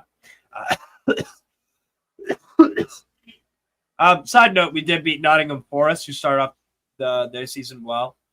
We beat them on penalties. More on Forest Newcastle in a bit later because those are some interesting games. We beat Wolves 2-1. We played horrible in the game, to be honest. Wolves had a lot of chances. Pope had a really good game. Saved our ass a few times. We never really looked like scoring until Cher scored a fucking screamer. It was an amazing goal. Late, and then Barnes scored a really nice finesse finish, upper 90s. So that was good. But yeah, we didn't play good in that game either. So that was that. Then the Fulham game, we got just put in a split in this game. We were down 1-0 early because of Raul Jimenez. Couldn't defend the entire game. Yeah. Oh yeah, I was fucking furious about the Fulham 3-1. Did you watch what Prime? What games did you watch of ours? I can't remember any games of you. Well, can I ask you? Actually, I'll ask you this. What did you think of Isaac? The first third of the season, because he was not performing well at all. No, and we couldn't get the ball to him because our wingers at the time were shoot first, and Bruno's service wasn't great early because he was getting caught out. Like the whole setup of the team was not benefiting Isak, and Isak wasn't benefiting the whole team. So it wasn't just the setup that was the problem. It was, lacking Tonali, who came back. That's what kickstarted our season. That is what That is without him coming back and playing the way he did, we don't do what we did this season. I believe he played in this game. Yeah. And guess what? We got a well-earned draw against Manchester City. I thought we'd lose. We played a lot better than I thought we did. Than I thought we would. So done well there. Done well there against Man City at home. But yeah, I do have to go back to that Fulham game. Yeah, we got rocked. We got absolutely smacked. We scored early in the second half. Didn't do anything. We played like absolute arse against AFC Wimbledon. That was horrific. We scored a penalty late in the first half. Yeah, we played like shit that entire game. That was bad. And Wimbledon had like a chance here or there. This game we played like dog shit. Everton, 0-0 away. Couldn't keep the football really at all and do anything with it. Let's see if fucking suspect man played. No, he didn't actually. But he got minutes. So yeah, this is when Isak was injured for a little bit. So we had to play Gordon up top. That did not work. That was peak. What else? Fuck, I need to go down a bit more. Yeah. So we played Brighton. We actually didn't play terrible in this game. We had a lot of chances early. Didn't take them. Gordon missed a penalty against Everton as well. Thank you for that. I mean, what do you think, Barrio? I'm not ready for that Sunderland game. Really not. I'm not feeling it. It's just there's nothing to gain and everything to lose with that one. So, bragging. but anyways. Well, you have bragging rights again. Huh? Bragging rights. Yeah. You disagree? Oh. So, anyways, in the Brighton game, we actually played. Huh? I said you have bragging rights to game. You ignored me. Dietrich's different stream. I'm just doing it with me and. Are you just ignoring me? What? I said you have bragging rights to game. Who gives a shit? They're a recently promoted fucking team, bro. They're irrelevant to me in my life. They're your rivals. They're irrelevant to me. Oh, if they're so irrelevant, don't get angry if you lose. Of course I'm gonna get angry if I lose. We're fucking better than them. But if we aren't better than them on the day, you'll hear it from me first. Anyways, more about Sunderland bullshit later. But yeah, the Brighton game, we peppered them. This was the game where Welbeck, he took it from the halfway line and scored. He dribbled it from the halfway line to fucking hell. I'm so congested, man. We're gonna try to get this wrapped up quick. I feel fucking terrible. Yeah, played like shit against Brighton. The Chelsea game, yeah, we didn't play well in that game, but Isak did score. Jesus Christ, man. What else? Oh, the Arsenal game. Do you remember watching this game? We beat them 1-0. This was Prime. This was the Gordon cross from the right, the Isak header. You remember this game? Yes, Arsenal. Oh yeah, where he got dunked. Yeah, I remember that. Yeah. What did you make of that game? I thought they had barely anything. We were yeah, but you guys have a good record against Arsenal anyway. Yeah. Bro, you got a spooky record against Arsenal. Yeah. Nottingham Forest away. This was when they were clearly a good side and everybody realized it. Was that in the Carabao Cup? No, this is in the league. We won 3-1 at their place. Yeah. First half we were terrible. Yeah. Huh? Wait, so you beat Chelsea and Arsenal in the space of a week? Yeah. Yeah. And then Forest? Was that when? Hold on, Forest. Okay, yeah, you also West Ham. Yeah. Then this is when I started to get really pissed off with Eddie. Like really. Yeah, because I remember you were pissed off, and then I was going through your results, and I was like, bro, you'd won your last 3 games before that. What? But then you didn't see With big result. Yeah, because I wasn't 1-0, watching Newcastle. I wasn't watching Newcastle at that point in the season. I wasn't battered watching. by Fulham. That was just like, yo, And then I went through your results, and I started to say to people, "You guys rate Isaac, but he's not turned up. He's not performed for Newcastle. Is he really this world class striker you all say that he is?" And then I went crazy by saying Jackson's, But regardless, my point there still stood that Isaac's not doing much. We should chill. And then he battered Arsenal, and I was like, "Yeah, fair. He's world class. He's turning up on the match." But yeah. Isak did score in this game. Joelinton and Barnes did too. This is when Eddie Howe still didn't figure out our best 11 because, again, why the fuck is Longstaff starting over Tonali? There was no injury concern. That was completely useless. Why do you think he was rotating the squad so much? Do you think because he was looking for solutions? He was desperate to fucking but what solutions though? Midfield, creativity wise. Why did you have? Yeah, but that's because you remember I've been saying Newcastle's creativity for like 2 years now. You guys don't have a creative midfielder. The most creative one is Gimaresh with those through balls. Yeah. So your creativity comes from your wingbacks. Yeah. So, and Bruno. Yeah, but Bruno's not really a career. You guys should have bought Shirky. Shirky, Tonali, Bruno is a quality midfield. Yes.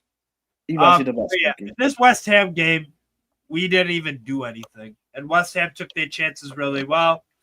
We were slow, lethargic. We were fucking awful in this game. I mean, again, you're playing Longstaff over Tonali. You're playing fucking Joelinton at right wing instead of Murphy. Like, Lloyd Kelly is fuckeries. You still should be losing to West Ham. But that was ultimate head loss. I was beside myself. Because West Ham were literally like 17th, 18th, 19th. That was, yeah. Then we played even worse against Crystal Palace and scammed a draw. Yeah, we got battered. Then all of a sudden for this Liverpool-Newcastle game, which was one of the games of the year, to be honest. This was like end-to-end, back and forth. The goals were great in the game. So I wasn't even mad at it because I thought we would get bopped like 2 or 3-1 to Liverpool. Because this is when Liverpool were playing like very, very well. So I was like, all right, cool. 3-3 against Liverpool, like I'll take that. Brentford. Again, got absolutely smoked. This was as bad as Palace. This was as bad as West Ham. This was as bad as Fulham. This is as bad as the Southampton performance. Bro, we got chokeslammed. And Buemo and Wissa. Yeah, did you watch the Brentford game? Yo, we got popped. We got fucking popped. Then played what's it called? Played Leicester City, beat the shit out of them. Is what it is. Played good there. Then we went on a good run. This is where the winning, Jesus Christ. This is where the winning run started. We went on like a 10-game win streak, all comps. Started out with Leicester City. Then we beat Brentford in the quarterfinal. So that's 2 in a row. Isak hat trick. Bang, bang. 4-0. Newcastle 3-0 win against Villa. Played great in that game. That was what? 4 wins in a row. We slapped the shit out of Man United. That was 5-0. And we beat up on Spurs. That was 6. Then this. Do you remember this game? Yes. Talk to me about it. Because I need to get my voice a slight rest. Oh my God. The cook sesh. Is this the first leg or second leg? First leg. The cook sesh. Bro. Arsenal are just shit in it. I don't like. You couldn't finish any of the chances. I remember both legs. Saliba just being on skates against Isaac. Yes. This was the game, especially this first leg. This was the game that told me, like, I know Newcastle were starting to pick up a bit of form, but this is the game where I truly had to just hold my hands up because before this, Isaac was scoring a few goals, but I was still didn't want to say anything. I was like, I don't care. But this is the game where I was like, cool, whatever, fine. You know what? Maybe I'm wrong. And then he did it in the second leg and then in the final. And I was like, yeah, I'm wrong. I apologize. He's nowhere near. And then Jackson did his whole fucked up thing. He stopped scoring goals when Isaac was scoring goals. And then I thought Jackson would come back from injury and start scoring, and he didn't. Then I was like, yeah, I'm done with you, bro. I don't care. And then he got sent off against Newcastle, and Chelsea fans were so angry. But I didn't watch the first leg when we played you guys the first half, sorry. In the second game we played you guys. So I didn't see his red card live. So, but yeah. Whatever. But yeah, we were very good. Arsenal had a lot of chances, albeit, but so that was 1, 2, 3. Sorry, we lost to Fulham in between. So we had our nice winning run. Oh wait, no, that was second leg. Sorry. So we were on our winning run still. So we had at that point, after the Brentford loss, that was a turning point of the season. We then, 1, 2, 3, 4. 4 wins in a row, 5, 6. So we were going into the Arsenal game. Like you said, Isak was starting to score again. The 6 straight wins going into that game. Then we had 7. Beat Bromley 3-1. Miley scored a fantastic goal. Then we beat up on Wolves 3-0. And then the Bournemouth game happened. That's when I was like, wait, was this whole winning run just a fugazi? Was this just like not really who we were? Because Bournemouth were on smoke. Did you watch this game? This was like a Saturday 12:30 kickoff. We definitely did a playback watch long for it. Bournemouth were fucking great, honestly. Yeah, we did. We didn't even play terribly. They were on job. So that was dark. But then we beat Southampton 3-1. I was worried going into that game, to be honest. And then we lost to Fulham 2-1 at home. So Fulham did the double over us. That's one of the negatives of the season. Pretty sure that, yeah, we scored first. Basically, what happened, what you guys lost 2-1 at home to Fulham. And basically, we did the same exact performance as you guys. And Fulham basically is game of two halves kind of thing. Lost complete control. Marco Silva made some great halftime subs and tactically changed up the team. They did their thing. So that pissed me off. And then I had doubts going into the Arsenal game, the second leg, which Gordon scored, and we played really good. And Arsenal didn't do really much of anything. So that was brilliant. Yeah, never forget those fucking games. That was, yeah. Birmingham City, they scored early. They were all over us. We got like a fluky-ass goal. Then I want to say they scored again, or we scored again. Then it was 2-2 at halftime. And then Willock got the late goal in the 82nd minute. So that was a good cup tie. It was a really good cup tie, to be fair. We've done the business. Then we got smoked. This is our worst performance of the year. This was our very worst performance of the year when we lost 4-0 to Man City. Holy shit. Absolutely dreadful. Just didn't show up at all for this. Eddie, like the way we played, I don't know what we were trying to do at all. It was shock. Like we weren't trying to press, but then we would have a high line. And then we got caught out because Marmoush and Holland just, yeah, they killed us. They absolutely killed us. And it was again like, Eddie, yo, what the fuck are we doing? Then this game was fuckeries. We go up 4-0 in 11 minutes. Sorry, we go down 1-0 in the 6th minute. Then we score 4 in an 11-minute span from the 23rd minute to the 34th minute. And then the second half, we just didn't play. Genuinely did not fucking play.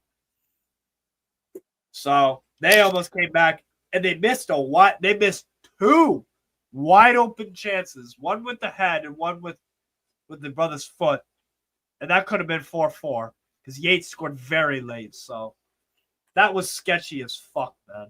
That was extremely sketchy. So that's that. Still won. Liverpool lost to them. I knew we were gonna lose, and I was like, "Yep, whatever." And then Brighton beat us again in the FA Cup, and this is where Gordon got the red card. And this, I think, is a huge turning point of the season for Gordon, because from there on out, Barnes was the preferred starter at left wing, pretty much for the rest of the games. But yeah, Brighton scored in extra time. Do you think that's a good thing or not?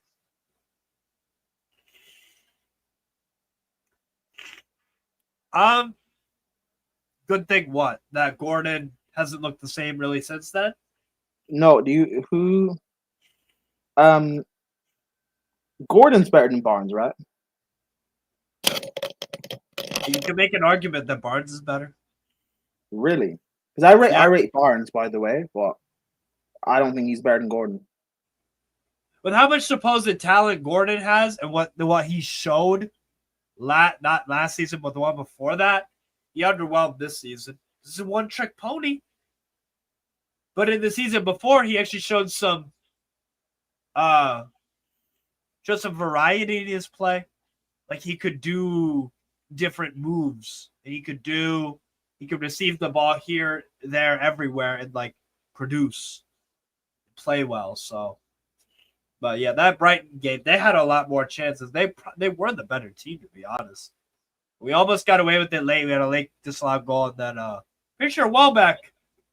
Yeah, Welbeck scored 2 winners at St. James's Park last year to win for Brighton. So that was bad. We played like dog shit against West Ham. Luckily, they were god awful too. We just needed the 1 goal from Bruno Guimaraes, which was a nice goal. So we've done the business there. And then we get to the crowning achievement. This is everything really. 2-1 win against all the odds. I thought I did not think we were going to win this game. Liverpool just got done playing Paris Saint-Germain. Yeah, and then we played. That was brilliant. The performance of the season, best performance from Newcastle. Genuinely mean that I've seen, because we turned up in the big moments. Isak scored, and then that damn Burn header that's burned into my fucking memory, bro. Did you watch the game? Sorry? You watched the Carabao Cup final, right? Where we won? Yeah. Yeah, what did you make of it? I was surprised. I was expecting Liverpool to win. Same? But also, like, I also thought Newcastle would play a lot better than you did in your first final 2 years ago, because you guys stunk. But also, you guys were going through a bad period as well. You guys were entering a bad patch even before the final. Whereas in this final, you guys were entering a good patch. So I think you caught Liverpool at a good time, or at least Liverpool played you guys in a bad time. And yeah, well deserved win. Well deserved win. Deserved. Liverpool was basically just hoofing it. They really didn't do much. It was very sketchy late though, because Chiesa came on and scored. But very good game. Isak again turning up in the big game when it mattered as well. And good for Barnes as well, or not Barnes, Dan Burn. A fucking phenomenal header, my word. So yeah, this is when Lewis Hall was injured as well, because he's been injured for. Months. And you guys, and just man. That was brilliant. Never ever forget that fucking game as long as I live. And then from there on out, we really, because some people are like, oh, are they gonna have like a hangover after it? No, we just went back being on smoke. Brentford, we played well against Brentford, beat them 2-1. Didn't actually play that great against Leicester City, but 3-0 because Leicester did nothing. Toyed with Man United, quite frankly. toyed with them. That was pretty easy. And then absolutely just killed Crystal Palace in the first half alone. We're up 4-0. Scored so we went up 1-0 in the 14th minute, continued to cook them. Palace had a good chance or two when it was 1-0 or 0-0 or whatever. And then Yehi had the fortunate own goal. Barnes and Cher were on job. So we were up 4-0 at halftime. Then just chilling in the second half, which I was annoyed about because that's what happened versus Forest. That's what happened when we fucked up versus Forest. So they almost came back from 4-0 down. But we added the fifth. Yeah, Palace did not play well that game. This game, we did not play good in. Villa absolutely smacked us around. So that was the first loss since the Carabao Cup final. We got over it, though. Beat up on Ipswich Town 3-0. Got a very fortunate draw to Brighton, to be honest. Yeah, Eze missed the fucking penalty in the Palace game. Remember that still. But yeah, beat up on Ipswich Town. Drew at Brighton 1-1. I thought we were going to lose that game, to be honest. We do not have a good record at the Amex. And then we beat you guys 2-0, which is a good win. Albeit we didn't play that great. But the final two games of the season, we did end up losing. 1-0 to Arsenal, where we really didn't lay a glove on them. Outside of a few moments here and there, never really. We started off the game all right, but they scored like 20-something minute, 55th minute. We just didn't really. We didn't have the legs. We didn't have the ideas. Just did not have any. Yeah. And then this game, the last competitive game we played. Jesus Christ. Fucking hell. Bro, this is fucking annoying. We played all right against Everton. It was just Pickford, man. Pickford had an incredible game. O'Brien had a really good game. Alcaraz as well, and Ndiaye. So that pissed me off so much, though. So, yeah. Finished 5th. Carabao Cup win. Lost to Brighton in the FA Cup. What would you say? What would you give Newcastle's season out of 10? Didn't start the best, but you guys finished 5th, right? Yeah, in a Carabao Cup. So you met your expectation of getting back in Champions League. I thought we were gonna finish 7th as well. So we did better than I thought we would. I think I had Newcastle on my predictions. Maybe I had you guys 4th. Okay. I think I had you guys 4th. But yeah, regardless, I think it's a great season. You got back in Champions League. You've also won a trophy. You've shown that you can compete, not challenge for the league, but you've shown in one-off games you can compete and beat the big boys. Next season, so long as you guys I don't know what your summer window has been like so far, but so long as you guys actually strengthen in areas, you keep Isaac. What Alanga. That's about it. Yeah. So, and Alanga will actually, I don't rate Alanga highly, but in your counter-attacking system, it'll work. As long as you guys keep Isaac. He's a decent player. He just doesn't excite me. That's what it is. He doesn't. Yeah. True. But as long as you keep Isaac and you go get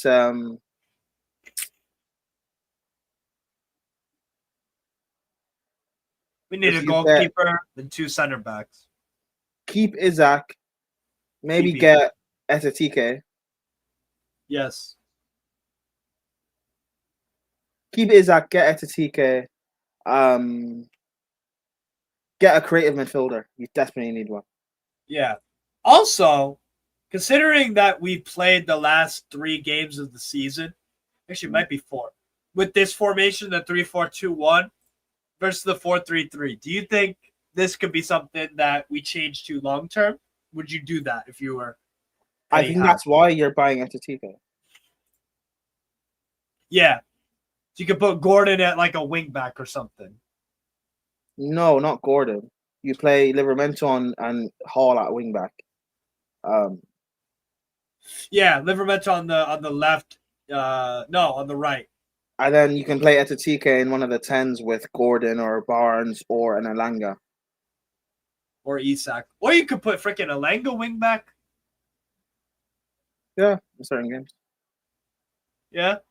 Because he's got the engine. He's got the engine and the work rate for the wing back. Crossing, hit or miss. Not great. There's moments here and there, but so you would go with 3-4-2-1 prime. Would you, if you're Eddie Howe for our upcoming season? In big games, particularly, yeah. Okay. Now, do you think he will, or do you think we're gonna go 4-3-3? I don't know, but in big games, I would go 3 at the back. Okay. Fair enough. All right. Jesus Christ. I did not feel good. Let me think here. Player of the season? Probably has to go to Isaac. I'm going Dan Burn also had a great season, actually. Tonali. Because I think if you take Tonali out of the team, you do have Isak and he will still score you goals. But just everything improves about our team with Tonali in the side. But I tell people this, but they think Bruno is your best midfielder. I think Bruno is very good. I think he's just not as consistent as Tonali. I think Bruno has more like footballing ability, like more talented, but Tonali's not no scrub either. He's talented. He's consistent. He's got a fucking engine. He can cross. He can shoot. He can defend. He can get interceptions. He plays consistent. You can ask him to do different things. Like he's brilliant. He's fucking brilliant. So I would actually give it to Tonali. Because I think, again, when you look at it, Isak did start off the season very, very sluggishly. Picked it up and scored when it mattered, of course. Goals win games. But I'll go for Tonali personally. Surprise of the season. I would say us beating Liverpool in the final. That was a surprise. I didn't think we would fucking beat them in the final. And also surprise of the season. How much impact Barnes had? How much impact Barnes had even with the limited minutes? I would say that's definitely a surprise. What about you? I agree. Winning a trophy. Yeah, big surprise. because you did, especially against Liverpool. Yeah, I know that's fair. Biggest letdown of the season. Probably what's it called? Biggest letdown.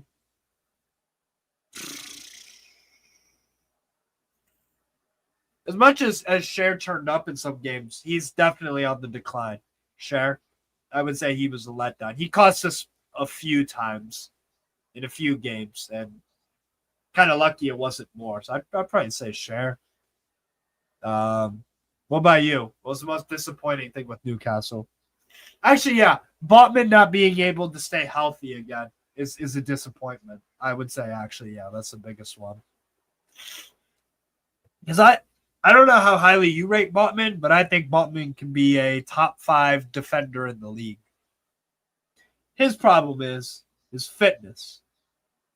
He needs to stay fit. I rate Botman. Yeah, do you agree with me that if he was fit, he would be like a upper echelon center back in the league? Potential wise, yeah. Okay, guys.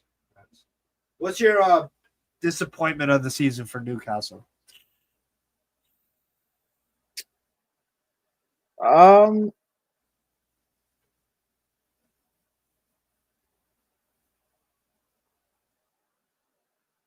You can say Isak, beginning of the season.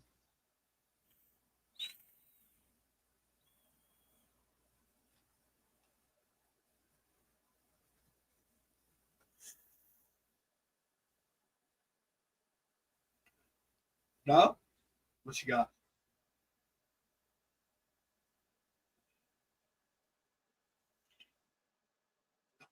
Sorry, I was thinking of something. I don't have one for Okay. Newcastle. Not really, because Okay. ultimately, like you achieve your aims. And actually overachieved. Because again, I didn't think we'd win a trophy. I thought we were capable of it. But yeah. Did any Newcastle player of the season become a legend? I mean, specifically for Newcastle, yeah, all the players and the manager that won our first trophy since the 1950s, yeah, they are They are club legends. They're not. I think what he means is, who gets into your all-time 11? I think that's a better question.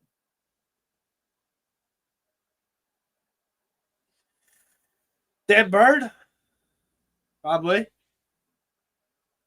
Because Isak, I didn't watch Shearer, but like you can't really put Isak above Shearer. Yeah, but even say Isak off the left. Or 4-4-2. Is he better than Andy Cole? Because Andy Cole was amazing for Newcastle. Oh yeah, you guys had Cole as well. Yeah, What about like Tonali or Tonali's Tonali. I've talked with a few older Newcastle fans. They say he's the best midfielder they've seen at the club since Gascoigne. And you guys had Gaza as well. Fuck's sake. Yeah. No, Newcastle fan, bro. Our all-time 11 is fucking decent. I would say Shea Givens a goalkeeper. Right back would be Trippier because again, I've talked to a lot of Newcastle fans. Like he's the best right back they've ever seen in their life. Center back would be Warren Barton, probably up there.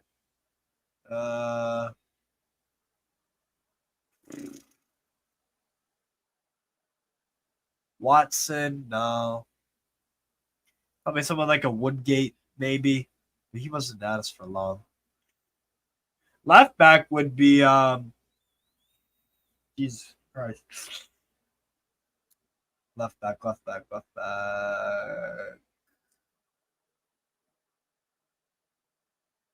have to think about the left back. I'd probably go with Gutierrez. Yeah, Gutierrez. Jonas. Do you guys think? What do you guys think Newcastle can do? I know it depends on like, obviously the window you have, but like, assuming you have the window you think Newcastle will have, what do you think you can do? Win a domestic, finish in Another one. Four. Huh? Another domestic. Yeah, I agree. That should be your aim. Yes. Yeah. So you would take, say fourth and, or actually fifth can FA also Cup. get. I want to go for the FA Cup.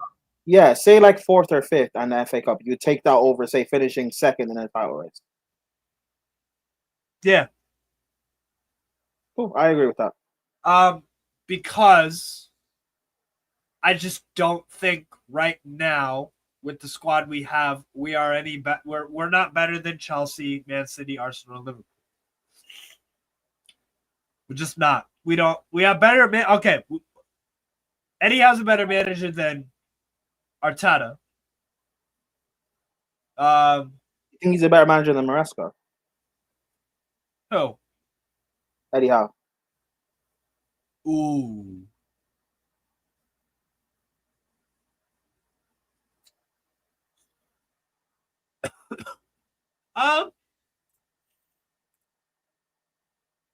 That's a tough one. Would I swap managers? I think about it.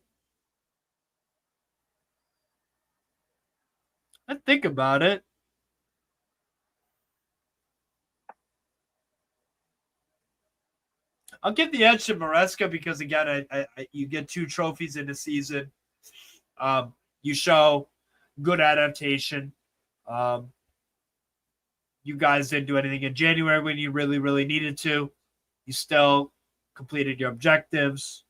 But Eddie Howe does have a good CV. Like at Bournemouth, he was very good. Like it was impressive what he did. And he's done good at Newcastle as well. I think he's rate Eddie Howe highly.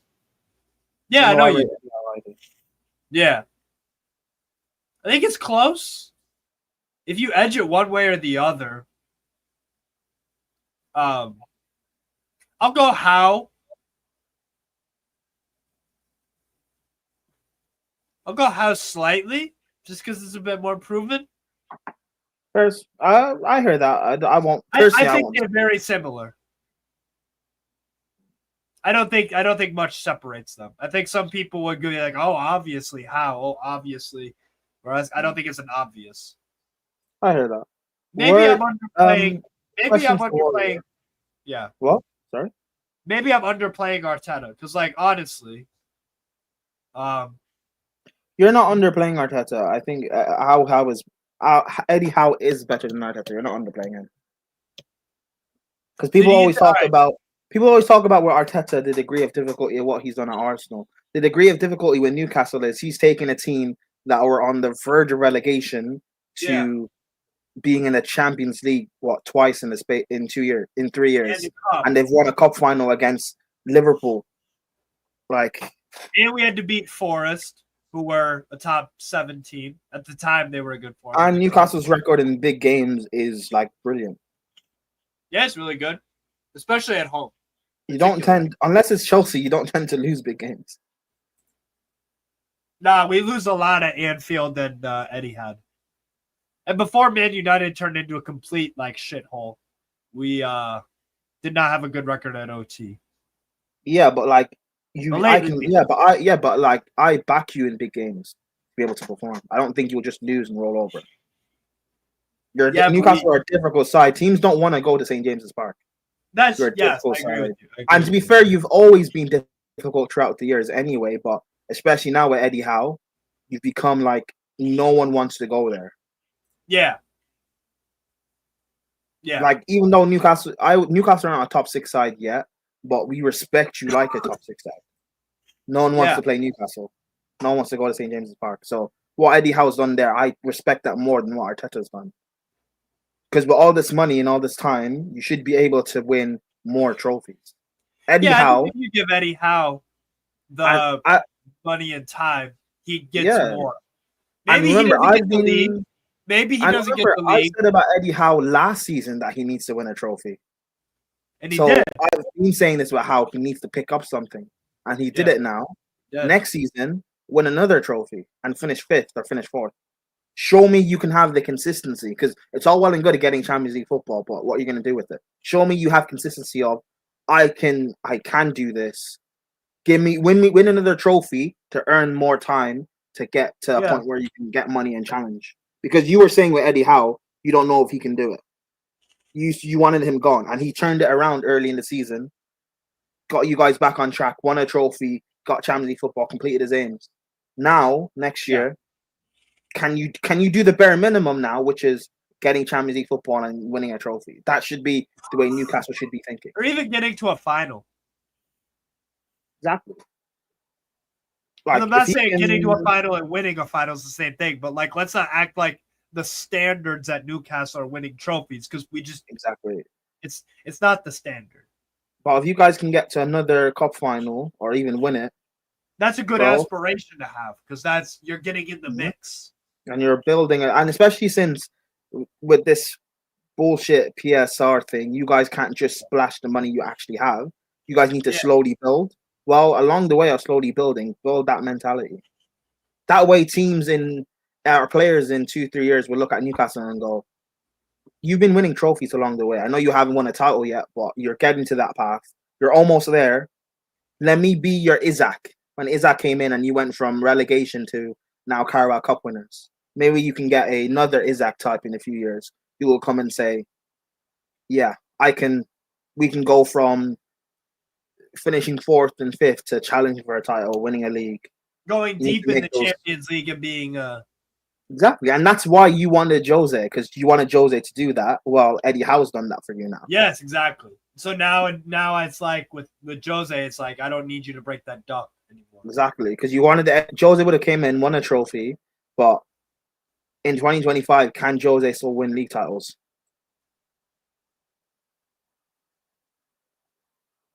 I think he has to. I think you have to give him a very, very good squad. True, which is true. And I I think still you have think to give if let's say Newcastle had the general consensus second best squad in the league and Mourinho as the manager, but Man City had the consensus best manager and squad. I don't think Jose could do it. If Newcastle had the best squad, general consensus in the league, and Pep had the second best squad in the league, could I think could Jose do it? Yeah.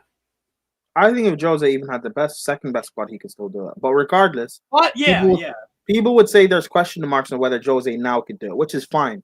So that's why I'm saying I get it. You wanted Jose to come in, win the Carabao or whatever, and then who knows what could have happened. Maybe he wouldn't even have been able to challenge after that.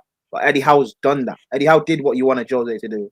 Now it's a point of can Eddie Howe at least show me he can keep this level of consistency, which is Champions League football and winning/getting to a cup final? Or if Newcastle next year, say you win FA Cup and you get Europa League football, that means the following season, go win Europa. Yeah. That's the expectation now. Like, that's the way I view Chelsea. We win trophies every year, and if I'm in the Europa League or Conference League for whatever weird reason, then just go win it. Deal with that any way you have to. That's the expectation Newcastle should have of, okay, I don't want to be in your Conference League or Europa, but at least I'll win it, and it's another trophy. And it's a European trophy now. That's how Spurs should look at trophies, because you're not going to win the Premier Champions League, so win everything else. Yeah. Or at least get to the fight, like just put your compete for it at least. Mm-hmm. Yeah, I agree. But yeah, one thing I do want to say though is I was impressed with the squad and with Eddie Howe keeping the hunger, like ever since the final. Like we won out of our final 1, 2, 3, 4, 5, 6, 7, 8, 9, 10 games. 3 losses, 1 draw, 6 wins. We've seen teams have hangovers after cup final wins before, so and like the games you dropped points in, Brighton, to be fair, Brighton are a good side. Yeah. Everton, they were on that run with David Moyes, so that's understandable. They really weren't though. That's a myth. Let me show you. That's a myth. Let me show you right now. Was that after Everton's run with David Moyes then? Yeah. Okay, my bad. That's fine. And then the Arsenal loss, what do you think happened there? Didn't turn up, really. Like, we had a chance or two, but like we didn't cause them any sort of discomfort. That's what I'd say. We didn't disrupt Arsenal. I think with Newcastle, they didn't play great. They did enough, and they played good. But if Newcastle want to compete on both fronts next year, which is like, say, finish 5th or 4th again, win another cup, and say get Champions League, say you round the 16 quarterfinals, you guys need a bigger squad than you currently have. Yeah, I agree. Because I've been saying for like 2 years you don't have a big squad, which is why your fall off last season, I expected that. You didn't have a big squad. So being in the Champions League was understandable why you would fall off. Isak injured was like, Which is why you're probably in for Etetike, because at least if Isak's injured, then Etetike linking up with Gordon would be amazing. Gordon would bang goals with Etetike as a link up. Yeah. So that would be very nice. Yeah. And also I like the fact that we change up fucking hell. No. I do like the fact that when Joelinton got like the season-ending injury, with, like 5 games left, we changed up to the 3-4-2-1. I like this formation, and I think it worked for us well, especially defensively. We saw this in the Arsenal game as well. I think in big games and in Europe, I want to see what that does in Europe against sides that love to keep the ball, because a lot of these, like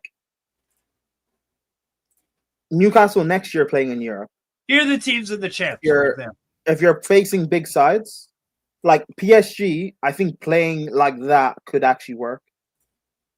Yeah, PSG, Napoli, Inter, Atalanta, Juventus. Barcelona likes the ball. I mean, Barca might be a bit tough, but Barca will be tough. But on your day, Athletic Club like to keep the ball. Villarreal. But on your day, you can beat these sides. Yeah, we can beat anyone on our day at home. Yeah, I go into most home games thinking we'll win. It's away from home where it's like. Yeah, but I think now winning this trophy, and also I think part of why you guys are able to go on your run towards the end of the season was because of winning that trophy. If you had lost that final, I think heads would have dipped. I don't think you finished it. So I think going into next season, especially if you keep Isaac, going into next season, bro. Yeah, Newcastle might. Yeah, there might be a. And we get Ekitike.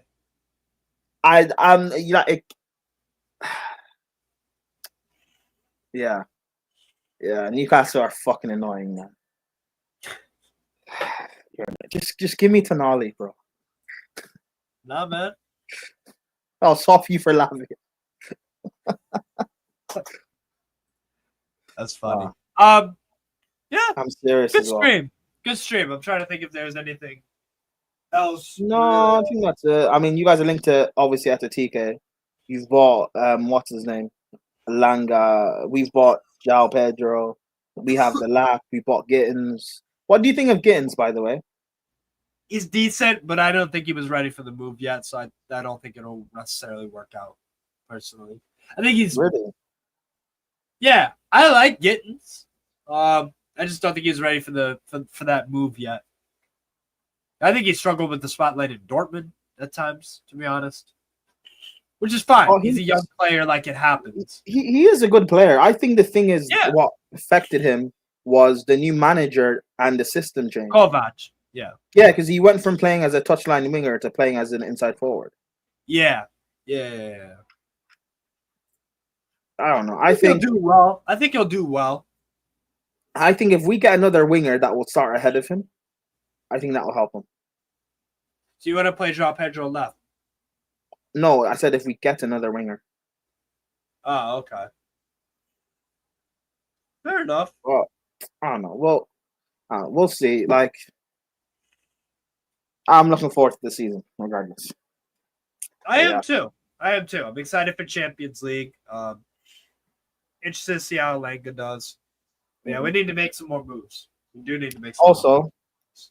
We need to do a show as well during the season, once a week. Okay. Cool. They can replace whether I don't know if Chloe still wants to do this, and we can do a show together, the three of us, or it could even replace the Steve and Chloe show if she's not down. Yeah. No, I hear it, bro. Yeah. I hear it. But yeah, that's gonna wrap it up. I'm fucking Jesus Christ, my nose is so stuffy I can barely fucking talk. Anyways, big up Prime for joining, and also Chloe earlier. Had to have some technology problems, but big up everybody for joining. Make sure to smash up the likes, subscribe, all that good stuff. Let me see real quick for redirect. If there's anyone I want to redirect to. Let's redirect to. Let's go Sarcasm City TV. What, a Yardman show? No, Pro Club stream. So we'll go there. But yeah, that's gonna wrap it up from me and Prime. Big up. Yeah, you did miss it. Will I be back for Vasco da Gama? I'm not sure. In like 40 minutes, I'll decide how I feel. Like 30 minutes. But yeah. Anyways, take care, people. Have a great rest of your day, night, whatever the hell it is. And yeah, that's it for me and Prime. Peace out.